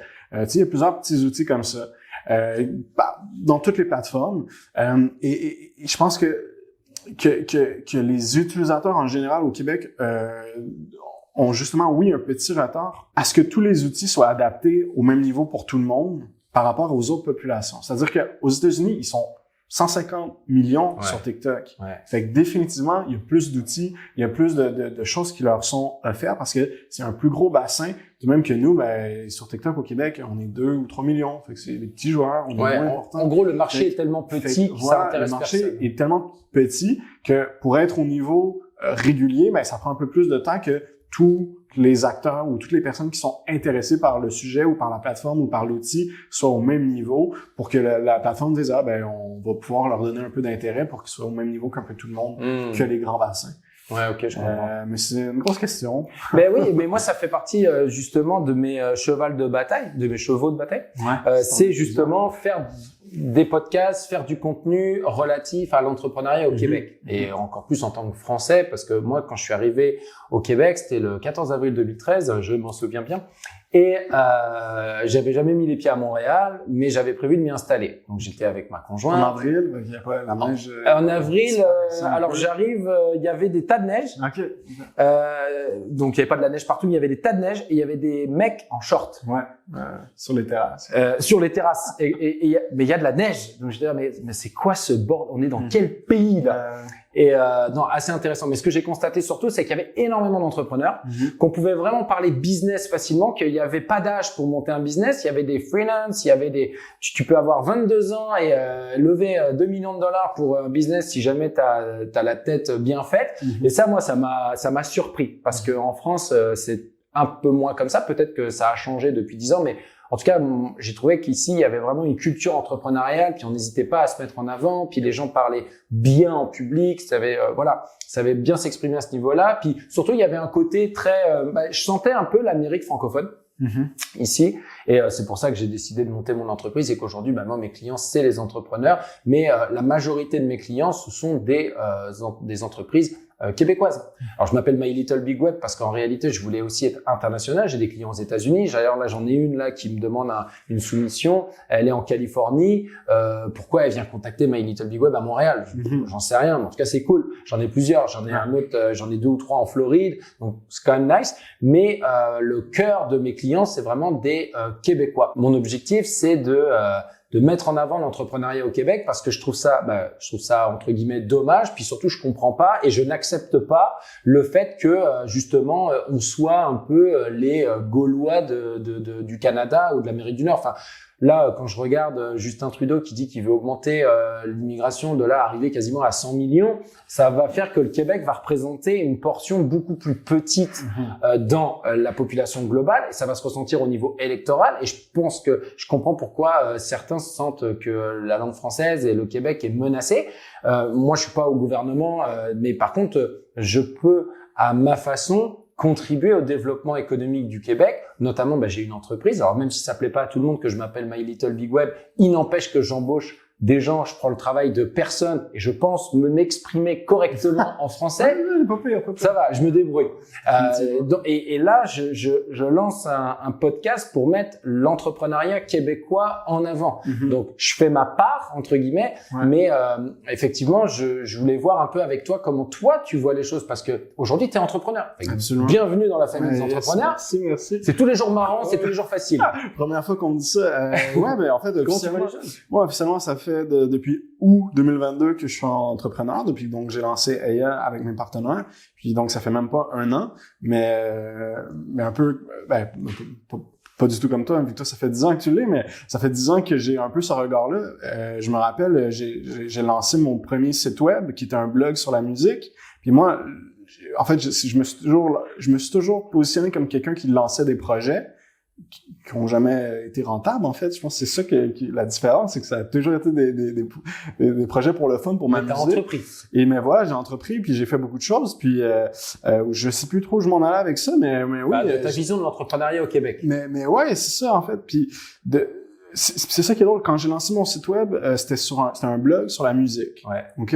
Et donc, moi, je suis encore un passionné de musique, mais un peu moins passionné de musique québécoise aussi. OK. Et mon objectif était de mettre de l'avant la musique québécoise. OK. Et donc, je critiquais juste des albums québécois. Ouais. J'allais voir des shows, puis je faisais des entrevues avec des artistes québécois. Et en fait, moi, en voyant des artistes, des gens qui ont des jobs, mais qui sont passionnés, puis qui lancent des albums, écrivent des chansons, jouent de la musique, ben c'est un peu des artistes, des entrepreneurs à leur compte aussi. Puis bon, oui, au final, il y a un peu de revenus, on vend des albums, on vend des shows, on fait un peu d'argent. Bon, très peu. Sur la tonne des gens qui font de la musique ou qui sont des artistes, très peu en vivent. Et depuis le début, c'est ce qui m'a passionné, c'était de voir des gens voir des gens passionnés, puis de les accompagner, puis de les suivre, parce que à cette époque-là, ben encore aujourd'hui, un article de blog ou de site web qui parle de ton album, c'est extrêmement précieux, parce que des médias au Québec, il y en a pas une centaine. Fait que déjà que sur 10 qui sont super établis, puis que t'en as un petit joueur comme moi qui fait un article, c'est incroyable. Tu sais, j'ai toujours juste ça de voir l'apport que moi aussi je peux apporter autant aux artistes puis aux entrepreneurs. Puis dans mon parcours, ben là j'ai continué à accompagner des artistes de différentes façons, en travaillant dans le milieu de la danse contemporaine, en travaillant encore une fois dans le milieu du web, en écrivant des articles, pas juste sur des artistes. Quand je travaillais pour deux plateformes qui sont Ton Barbier et Nightlife, j'étais rédacteur en chef pendant 5 ans là, puis j'écrivais sur des entrepreneurs, sur des restaurateurs qui lançaient des business, tout ça, puis ça me passionnait. Puis jamais je me suis dit que j'avais les reins assez solides pour me lancer dans une aventure comme ça, parce que moi je toujours trouvé ça épeurant l'entrepreneuriat, parce que j'en ai vu beaucoup justement fermer boutique, arrêter de faire de la musique, arrêter de tourner, arrêter de leur projet parce que c'était difficile, parce que c'était exigeant, parce que c'était pas rentable, parce que on a d'autres obligations, parce qu'on a une famille, on a des bouches à nourrir, et de voir c'est quoi le bon milieu entre quelque chose qui me passionne puis quelque chose qui est rentable. Franchement, c'est un super bon point que tu mentionnes, parce que tu vois, souvent, j'explique aux gens, admettons, t'es passionné de cuisine, t'adores cuisiner, puis tu décides de monter ton restaurant. Tu cuisineras plus, mon gars. Tu vas gérer un restaurant. Tu es gestionnaire de restaurants. Absolument. Et il faut faire attention à ça, parce que tu vois, moi, par exemple, avec My Little Big Web, au départ, moi, j'étais spécialiste SEO, PPC, donc publicité en ligne, et donc référencement, quoi, finalement, payant et naturel. Et aujourd'hui, je gère une entreprise. Donc aujourd'hui, je fais du RH, du commercial, de la représentation, de la notoriété, etc. Mais je touche plus aux campagnes. Par contre, on vient me voir quand il y a un problème sur une campagne, tu vois. Et ça, c'est toute la grosse difficulté. Puis plus ton entreprise elle va augmenter, grossir, plus tu peux potentiellement t'éloigner. Et c'est la raison pour laquelle à peu près 1 à 2 mois par an, je me plug dans une profession. C'est-à-dire que là, en ce moment, je fais de la gestion de projet. Donc, je ramasse tous les projets des clients, je me plug sur des trucs et puis ça me permet de voir des problématiques, des choses qu'on m'aurait pas forcément remontées et de me remettre un petit peu les mains dedans. Donc, c'est une manière aussi de montrer que je me retrousse les manches dans tous les sens du terme. Et moi, ça me permet de rester connecté avec mes clients et avec mon entreprise, parce que pareil, quand tu montes une entreprise, il faut savoir pourquoi tu le fais. Et aussi, je pense qu'il faut l'assumer. Par exemple, mon cas. J'ai monté mon entreprise pour différentes raisons que j'ai notées. Par exemple, je voulais, moi ça me plaisait pas d'être avec ma conjointe uniquement de 7h à 8h du matin, puis de 19h à 22h, on va dire. Les journées de travail qu'elle me racontait ne m'intéressaient pas. Donc non mais quel est le plus dur de mentir, de faker ou de lui dire mais moi en fait non ça m'intéresse pas, puis je vais même pas te raconter les miennes parce qu'elles sont pas plus intéressantes que toi. En passant, donc il y a aussi une remise en question. Donc je voulais qu'on soit ensemble plus, et puis sachant qu'on est très complémentaires, ça fait 12 ans aujourd'hui qu'on est ensemble, je me suis dit c'est clair que il faut qu'on crée notre business. Donc il y avait ça, il y avait la liberté, la volonté de pas travailler pour un patron. Je tiens à préciser qu'à l'époque il y avait pas les mêmes conditions de travail qu'aujourd'hui, parce que je pense que je serais resté un peu plus longtemps employé si on m'avait accueilli comme je vois aujourd'hui maintenant les employés. C'était une autre 10 ans, c'était une autre époque. Définitivement. L'argent. Clairement, je veux dire, il faut pas se mentir. Moi, je me disais, je veux gagner plus d'argent. En fait, j'ai l'idée de gagner plus, travailler plus, etc. Donc, moi, c'était les trucs qui m'attiraient. Puis le côté aussi un peu diversité de la tâche. Après, il y a énormément de contraintes. Et justement, je vais reprendre les mêmes que je viens de donner. Travailler avec sa conjointe, ça veut dire que tu peux potentiellement dormir avec ton associé. C'est moins sexy d'un coup. Tu vas au restaurant, tu te mets à parler business, mets le restaurant en note de frais parce que c'est pas un rendez-vous galant. Tu viens de parler business toute la soirée. Donc déjà, tu peux perdre ton couple à cause de ça parce que tu sais plus quoi te dire si tu parles pas de l'entreprise. Pas avoir de patron, ok, cool. Mais ça veut dire que quand tu as un problème, t'as personne qui va te backer. Et tu dois backer tout le monde. Tu dois avoir les solutions à tout, les réponses à tout. Génial. Argent, ok, mais c'est aussi toi qui prends tous les risques financiers. Quand j'ai voulu acheter mon premier appartement, j'étais moins solvable que mes employés. Ah ouais. Yes. Non, mais c'est comme ça. Et je lui ai dit, mais attendez, je comprends pas. Pourquoi? Parce que s'il y en a un qui doit rester si l'entreprise va mal, c'est moi. Je vais pas me virer. Donc pour moi, les employés sont... Non, le banquier voyait pas ça comme ça. Il disait donc, et en gros, donc, il a fallu que l'entreprise, elle ait quand même un certain âge pour qu'il commence à voir que voilà, je vais pas mourir demain et qu'on me donne accès au crédit, etc. Donc en fait, ce que je veux dire, c'est que il y a ce que je pensais de l'entrepreneuriat, puis il y a la réalité, sachant que moi, quand j'ai créé My Little Big Web en 2013. On était quand même dans une espèce de décennie ou, 8 ennies, on va dire, de croissance économique. Enfin, je veux dire, les taux d'intérêt étaient méga bas. Il n'y avait pas autant de pénurie de main d'œuvre. C'était cool. Tu sais, je veux dire, tu recrutais facilement. Là, moi, j'ai commencé à passer par une compagnie de recrutement cette année. Cette année-là, je commence. Maintenant, ça y est, j'ai arrêté de recruter par moi-même, bien qu'on continue quand même de le faire un petit peu parce qu'on s'entend qu'on ne veut pas dépendre. Mais tout ça pour te dire que l'entrepreneuriat, en tout cas depuis les 10 dernières années, selon mon œil, mon regard, a énormément évolué. Et je sais pas vers quoi on s'en va, si on s'en va vers une récession, un rééquilibrage, parce que de toute façon, à partir du moment où il y a déséquilibre, il y a dysfonctionnement. C'est-à-dire que là, c'est en train de se rééquilibrer un petit peu, mais il y a eu un déséquilibre entre l'offre de main-d'œuvre et la demande. Donc, il y avait plus de demandes que d'offres. Mais tu dirais-tu que à partir d'aujourd'hui, c'est plus difficile de se lancer comme entrepreneur qu'il y a 10 ans? Je dirais qu'aujourd'hui, c'est aussi facile de se lancer en entrepreneuriat qu'il y a 10 ans, notamment en tant que travailleur autonome. Mais il faut distinguer travailleur autonome et entrepreneur qui a des employés. Parce que c'est facile de dire je suis entrepreneur. Mais attends, t'as combien d'employés? J'en ai pas, j'en ai 2. Ok, c'est cute, mais c'est pas pareil. Puis je suis pas en train de dire que c'est pas valable, je dis pas ça. Mais le jour où t'en as 15, 20, 30, là on parle que tu as 150, 200 000 $ par mois de charges employées, de charges salariales, puis tous les coûts d'opération reliés à ça, là on parle. Tu vois, mais même 1 million par an, 600 000 par an de charges. C'est-à-dire que là, pour vivre, déjà, de base, faut que tu fasses 2 millions, 3 millions de chiffre d'affaires juste pour opérer. Encore une fois, je dis pas qu'en dessous, c'est pas valable, mais je différencie vraiment travailleur autonome. Pour moi, le travailleur autonome, je pense que c'est pas plus difficile, je pense que c'est plus facile de se lancer en tant que travailleur autonome là, parce que justement, il y a cette pénurie. Par contre, ce que je pense, c'est qu'il va y avoir un rééquilibrage parce que au bout d'un moment, le travailleur autonome, alors ça dépend des gens, hein, ça peut être 3 mois, ça peut être 6 mois, ça peut être 1 an.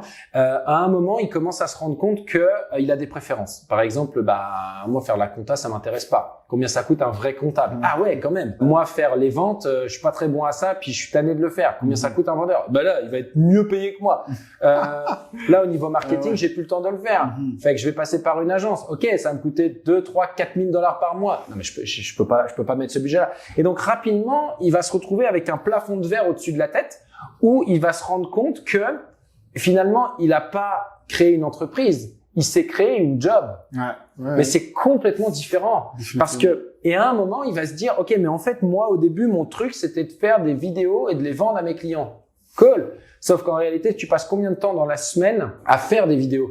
Peut-être 10 heures. Et le reste, c'est à vendre tes services, à faire ta compta, ton marketing, faire ta relation client. Et comment tu fais quand lui, il paye pas? Parce que moi, j'ai par exemple un client là, je sais pas moi, qui me doit 30 000 $. Ça m'empêche pas de dormir la nuit. Au pire, je lui envoie mon avocat. Il va payer. Et toi, tu fais comment? Toi, il te doit 1 000 $, 1 500 $. Ça peut te faire des insomnies et il sait ton loyer. Clairement et il sait que t'as pas les reins pour lui envoyer quoi que ce soit, tu vois. Donc à un moment, il peut y avoir aussi cette espèce de retour à la réalité où tu te dis OK, fait que déjà tout ce que je fais clairement ça m'intéresse pas parce que quand les impôts commencent à arriver ou Revenu Canada, Revenu Québec pour les taxes parce que tu fais mis assez, fait que tu te fais à partir du moment où tu fais plus de 35 000 $ de chiffre d'affaires, tu dois faire les taxes. Donc déjà artificiellement tu montes tes prix. Donc déjà ça fait mal. Tu vois, t'as 15%, boum, et c'est même pas dans tes poches. Et tu dois travailler pour le gouvernement, payer un comptable. Tu parles de mon année passée. C'est ça. Et là moi je viens de recevoir le bill pour mon cabinet comptable. J'en ai pour 4 ou 5 000 $ pour juste déclarer mes impôts. C'est pour payer mes impôts, je paye une compagnie comptable, mais parce que si jamais je fais pas ça et que je me prends un contrôle et que c'est pas carré, ça va me coûter encore plus cher. Bon, après moi je suis plus travailleur autonome, mais je l'explique pour justement la nuance, puis parce que tu fais partie des jeunes entrepreneurs entre guillemets. Donc tout ça je le conçois et c'est vrai qu'à un moment, tu peux potentiellement te retrouver dans une situation où tu te dis faut que j'embauche, il faut que je fasse du marketing parce que si j'embauche faut que je puisse les nourrir, faut que j'ai un certain volume. Mais pour avoir ce volume-là, c'est une roue qui tourne. Il faut que je fasse du marketing. Il faut que je fasse ci, il faut que je fasse ça. Mais sauf que moi, je peux pas tout faire. À un moment. Et ça, c'est si tu te poses pas la question de ce qui, toi, t'intéresse. Là, on n'a pas encore parlé de toi. Donc là, tu commences à rentrer dans la roue du hamster. Et tu te rends compte que tu dois faire de plus en plus de cash. Puis en plus, les employés veulent être augmentés. L'assurance augmente. À un moment, ça te prend peut-être un local. Alors, vendredi, ils veulent travailler 4 jours semaine, ils veulent ci, ils veulent ça. Et c'est correct, on leur reproche rien. Absolument. Le fait est que toi, par contre, tu dois payer. T'as des jours fériés. Mais c'est toi qui payes les jours fériés. Absolument. C'est pas le gouvernement. Tout le monde est là, oui, c'est férié. Mais moi, je vous paye pareil. Tu vois? Ensuite, il est malade, etc., machin bidule. Une congé paternité, faut remplacer la personne. Bonne chance. Va dire à un gars, alors, super. Mais en fait, nous, c'est juste pour 6 mois. Parce qu'après, lui, il revient ou pas, on sait pas. Puis toi, tu pars. Tu t'acceptes le poste, dis non. Ok. Bon, on fait quoi pendant 6 mois? On est comme des cons. Ça, si tu veux, c'est une réalité. Alors, bien sûr, je noircis le tableau, mais parce que c'est tout des... je veux pas donner du vent aux gens qui nous regardent, qui nous écoutent. Je veux leur parler des vraies affaires. Absolument. Et l'entrepreneuriat, c'est pas que ça. Il y a aussi plein de choses top. Quand les succès sont là, le cash y rentre, t'es le roi du monde. Et c'est personnellement, on dit entrepreneur d'un jour, entrepreneur toujours. Moi, je pense qu'il y a beaucoup d'entrepreneurs tannés, mais bon, après c'est une chose. Donc c'est génial l'entrepreneuriat. Mais je pense que c'est très important de contrebalancer ce qu'on peut voir sur les réseaux, notamment via les podcasts, parce que souvent je vois dans des podcasts. Donc Julien, 22 ans, fait 1 million de $ par seconde depuis qu'il s'est lancé sur le dropshipping ou qu'il vend ses formations en ligne. Comment a-t-il fait? Fruit du hasard ou réel talent? Nous allons le découvrir. Non mais what the fuck, je veux dire. Et moi je me sens comme une merde. Je suis là, je regarde ça, je fais mais moi j'ai raté ma vie. Mais moi je travaille vraiment, mais moi je fais pas ça. Lui ça a l'air facile. Il est jeune, il a des cheveux, il a des sous. Merde, il dort la nuit. C'est ça. Donc après je gratte. Je vais contacter moi le gars, tu vois. Oui, est-ce qu'on peut se parler? De m'intéresser. Ouais, c'est ça. Tu vois, je te paye si tu veux 20 000 $. Il s'appelle Cory ou je sais plus là. Je le tiens. Et en fait, je me rends compte que C'est un peu du cinéma, tu vois. Exact, c'est que on a tendance à uniquement analyser la destination, le résultat final. Ouais, t'es musclé, t'es ci, t'es ça. Mais oui, mais attends, t'es prêt à venir t'entraîner tous les jours à 5 heures du matin? Ouais, non, pas. T'es prêt à arrêter de boire de l'alcool? T'es prêt à ci, tu vois, t'es prêt à quitter ta job, ta sécurité, ta zone de confort pour atteindre tout ça. Et je pense que c'est important de le rappeler parce que ça brise des faux rêves, entre guillemets, ça peut frustrer parce que les gens ensuite se rendent compte que c'est dur en fait l'entrepreneuriat. Ils ont des objectifs qui étaient pas les tiens puis qui étaient peut-être juste de l'argent ou juste d'autres choses puis ils arrivent pas à y aller aussi vite qu'ils voudraient puis ils se plantent en cours de route. Moi, c'est un petit peu aussi l'une des raisons pour lesquelles je voulais faire ce podcast, c'était de parler de mon expérience, d'inviter des gens et que les gens puissent expliquer que oui, c'est cool, mais attention, c'est du travail. Enfin, je veux dire, le stress quand t'es entrepreneur, tu le ramènes à la maison et il faut surtout pas penser que oui, aujourd'hui, d'un œil extérieur, on se dit ça va, lui, il a l'air quand même d'être bien avec tout ce qu'il a et tout. Moi, quand j'aurai tout ce qu'il a, c'est sûr, je serai dans un mode bonus, quoi. C'est-à-dire tout. C'est faux. C'est faux malheureusement parce que pour en arriver jusque-là, il faut se forger une personnalité, une discipline, un certain mindset. Et non, c'est à partir du moment où tu cares à propos de ce que tu fais, tu te soucies de ce que tu fais, tu t'impliques, mais t'as du stress. Puis être entrepreneur, c'est un peu ça constamment, parce que bien sûr que t'as du stress, tu vois. Donc voilà, je le mentionne parce que c'est important que les gens s'en rendent compte. Et partage ça, en fait. Absolument. Puis tu sais, tu l'as dit, autant la destination, c'est l'objectif, mais tu sais, si t'as pas de plaisir en y allant, mais autant te changer de carrière ou trouver d'autres solutions parce que il va y avoir des embûches, il va y avoir des défis, il va y avoir des étapes à accomplir. Puis je pense que c'est aussi la beauté de la chose de se lancer là-dedans. Mais beaucoup d'entrepreneurs, en fait, le font parce que voilà, ils veulent se sentir bien, ils veulent qu'il y ait donner un sens à leur vie, etc. Ils veulent être heureux. Moi, j'étudie beaucoup, justement, la quête du bonheur, le développement personnel, etc. pour essayer de comprendre parce que on pourrait penser que le bonheur est dans le matérialisme, dans certaines dépendances, dans, je sais pas, peu importe. Donc moi, j'étudie tous ces trucs-là et puis c'est vrai que je me rends compte que, enfin, selon moi, le bonheur, c'est l'absence de la poursuite du bonheur. C'est-à-dire que tu peux pas poursuivre le bonheur. Et je pense aussi que le bonheur, c'est pas la destination, c'est vraiment le voyage. Parce que finalement, combien de fois on a fantasmé sur des choses en se disant quand j'aurai ça, je vais être heureux. Et en fait, t'es pas heureux, t'es bien, tu as un niveau de bien-être plus qui descend très rapidement. T'as la dopamine qui rentre juste au moment opportun, puis après, en fait, tu peux même être frustré parce que tu te dis, ok, mais en fait, c'est cool, puis je suis content de l'avoir. Ouais, mais attends, t'es plus heureux, t'es content. Déjà, t'as vu, on est descendu là d'un étage. À un moment, forcément, alors, soit ça te tombe dessus par accident, puis pour moi, ça marche pas vraiment parce que, tu sais, c'est pas pour rien que 50% des gagnants au loto sont ruinés au bout de 5 ans. Et quasiment 90% des gagnants au loto ou héritage ou autre sont aussi ou moins heureux qu'avant que ça arrive, au bout d'un an. Donc ça montre quand même que si tu veux, parce qu'on on peut parler argent ou quoi, notoriété, etc. Sinon, toutes les stars seraient heureuses, tous les riches seraient heureux. Non mais c'est vrai, il y a pas plus de gens heureux parmi les gens connus et riches que les autres.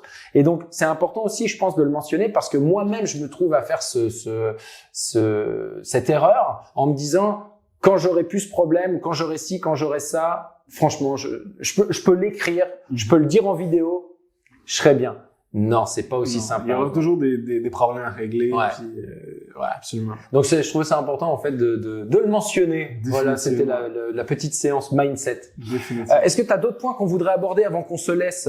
Bonne question. Moi, tu sais, justement, on parle d'entrepreneuriat, on parle de tout ça, tu sais. Il y a plein de défis à se lancer, puis tu sais, je pense que de le faire par passion, c'est surtout ça, tu sais. On a beau avoir une liste d'objectifs, si t'as pas de plaisir en le faisant, ça va être long. Puis je l'ai dit tantôt, mais ça va être long, puis ça va être plat. Moi, tu sais, tu parles de recherche de bonheur, tu sais. Moi, ma liste, tu sais, de qu'est-ce qui me ferait le plus de bonheur, c'est de travailler à la maison. OK. Puis je sais que ça sera pas toujours comme ça, mais ça a été ça au début, de travailler à la maison, de travailler à mon compte, d'être mon propre patron, si tu veux. Puis en fait, surtout d'être proche de ma fille, parce que j'ai une fille de 3 ans maintenant, puis j'ai jamais été aussi heureux que depuis qu'elle est née, puis depuis que je travaille à la maison, puis que je peux la voir tous les jours, puis d'être là, puis d'être là quand bon, peut-être pas toute la journée avec elle, mais je vais la chercher à la garderie, puis jusqu'à ce qu'elle se couche, je suis avec elle. Puis après, bon, ça m'arrive beaucoup de travailler après, tu sais, mais c'est ces moments-là les meilleurs, tu sais. Ouais, faut pas passer à côté de ça. Tu vois, par exemple, c'était mardi, je dis à Eugénie, donc ma conjointe associée, voilà, là j'ai des dossiers à rattraper.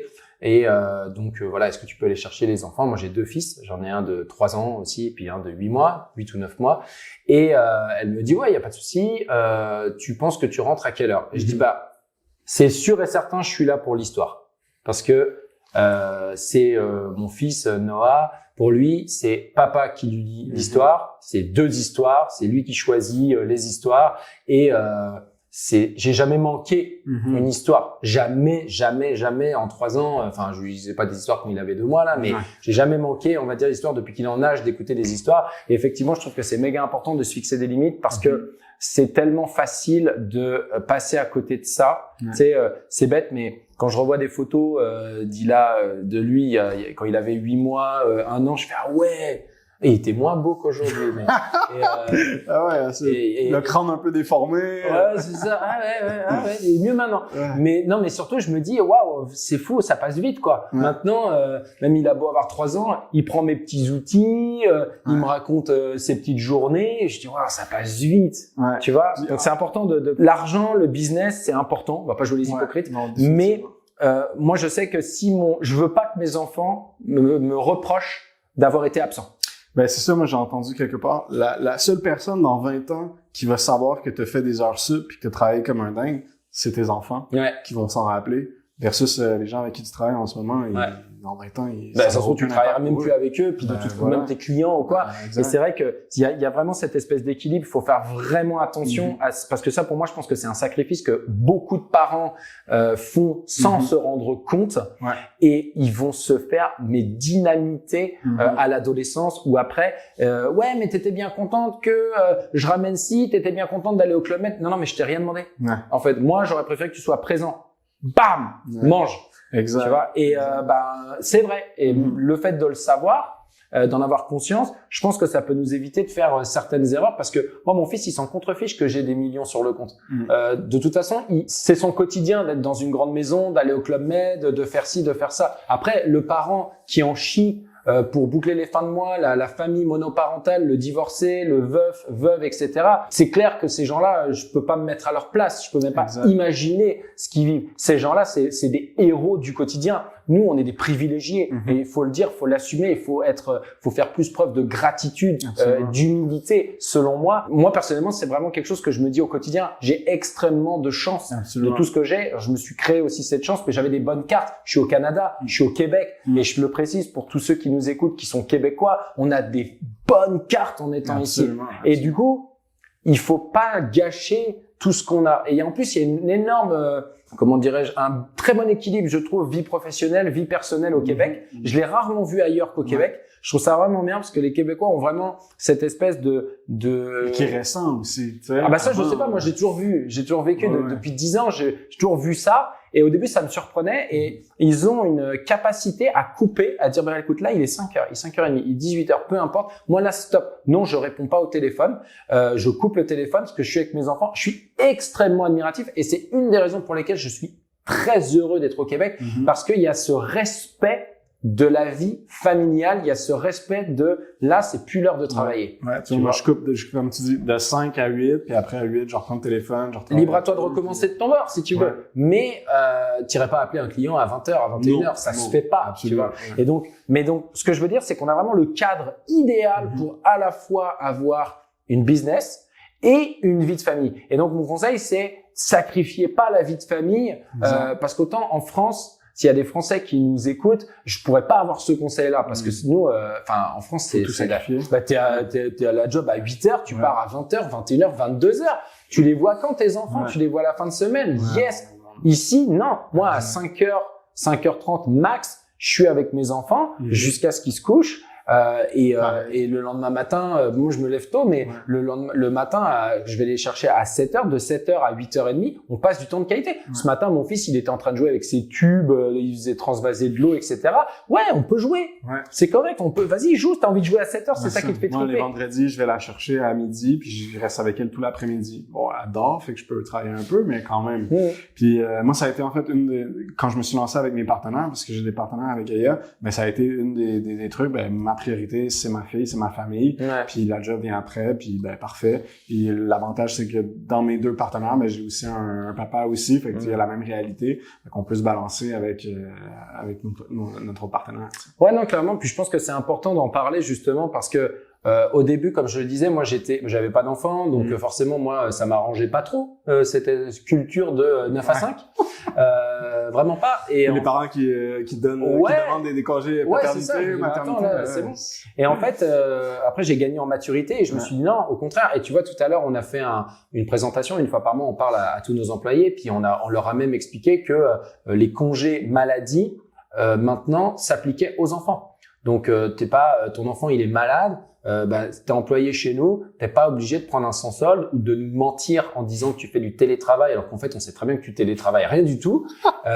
Tu peux prendre un congé maladie parce que ton enfant et que toi t'es pas malade, tu vois, parce qu'on comprend cette réalité et qu'on veut au contraire encourager ça pour que les entrepreneurs ils soient heureux, parce qu'un entrepreneur c'est aussi une personne à la fin, parent ou pas parent, on s'en fiche, mais il faut qu'il y ait cet équilibre. On n'est pas des robots, on n'est pas des machines. Donc c'est important aussi je pense de le préciser aux gens qui se demandent s'ils travaillent assez, parce que on peut avoir cette espèce de culpabilité de est-ce que je travaille assez.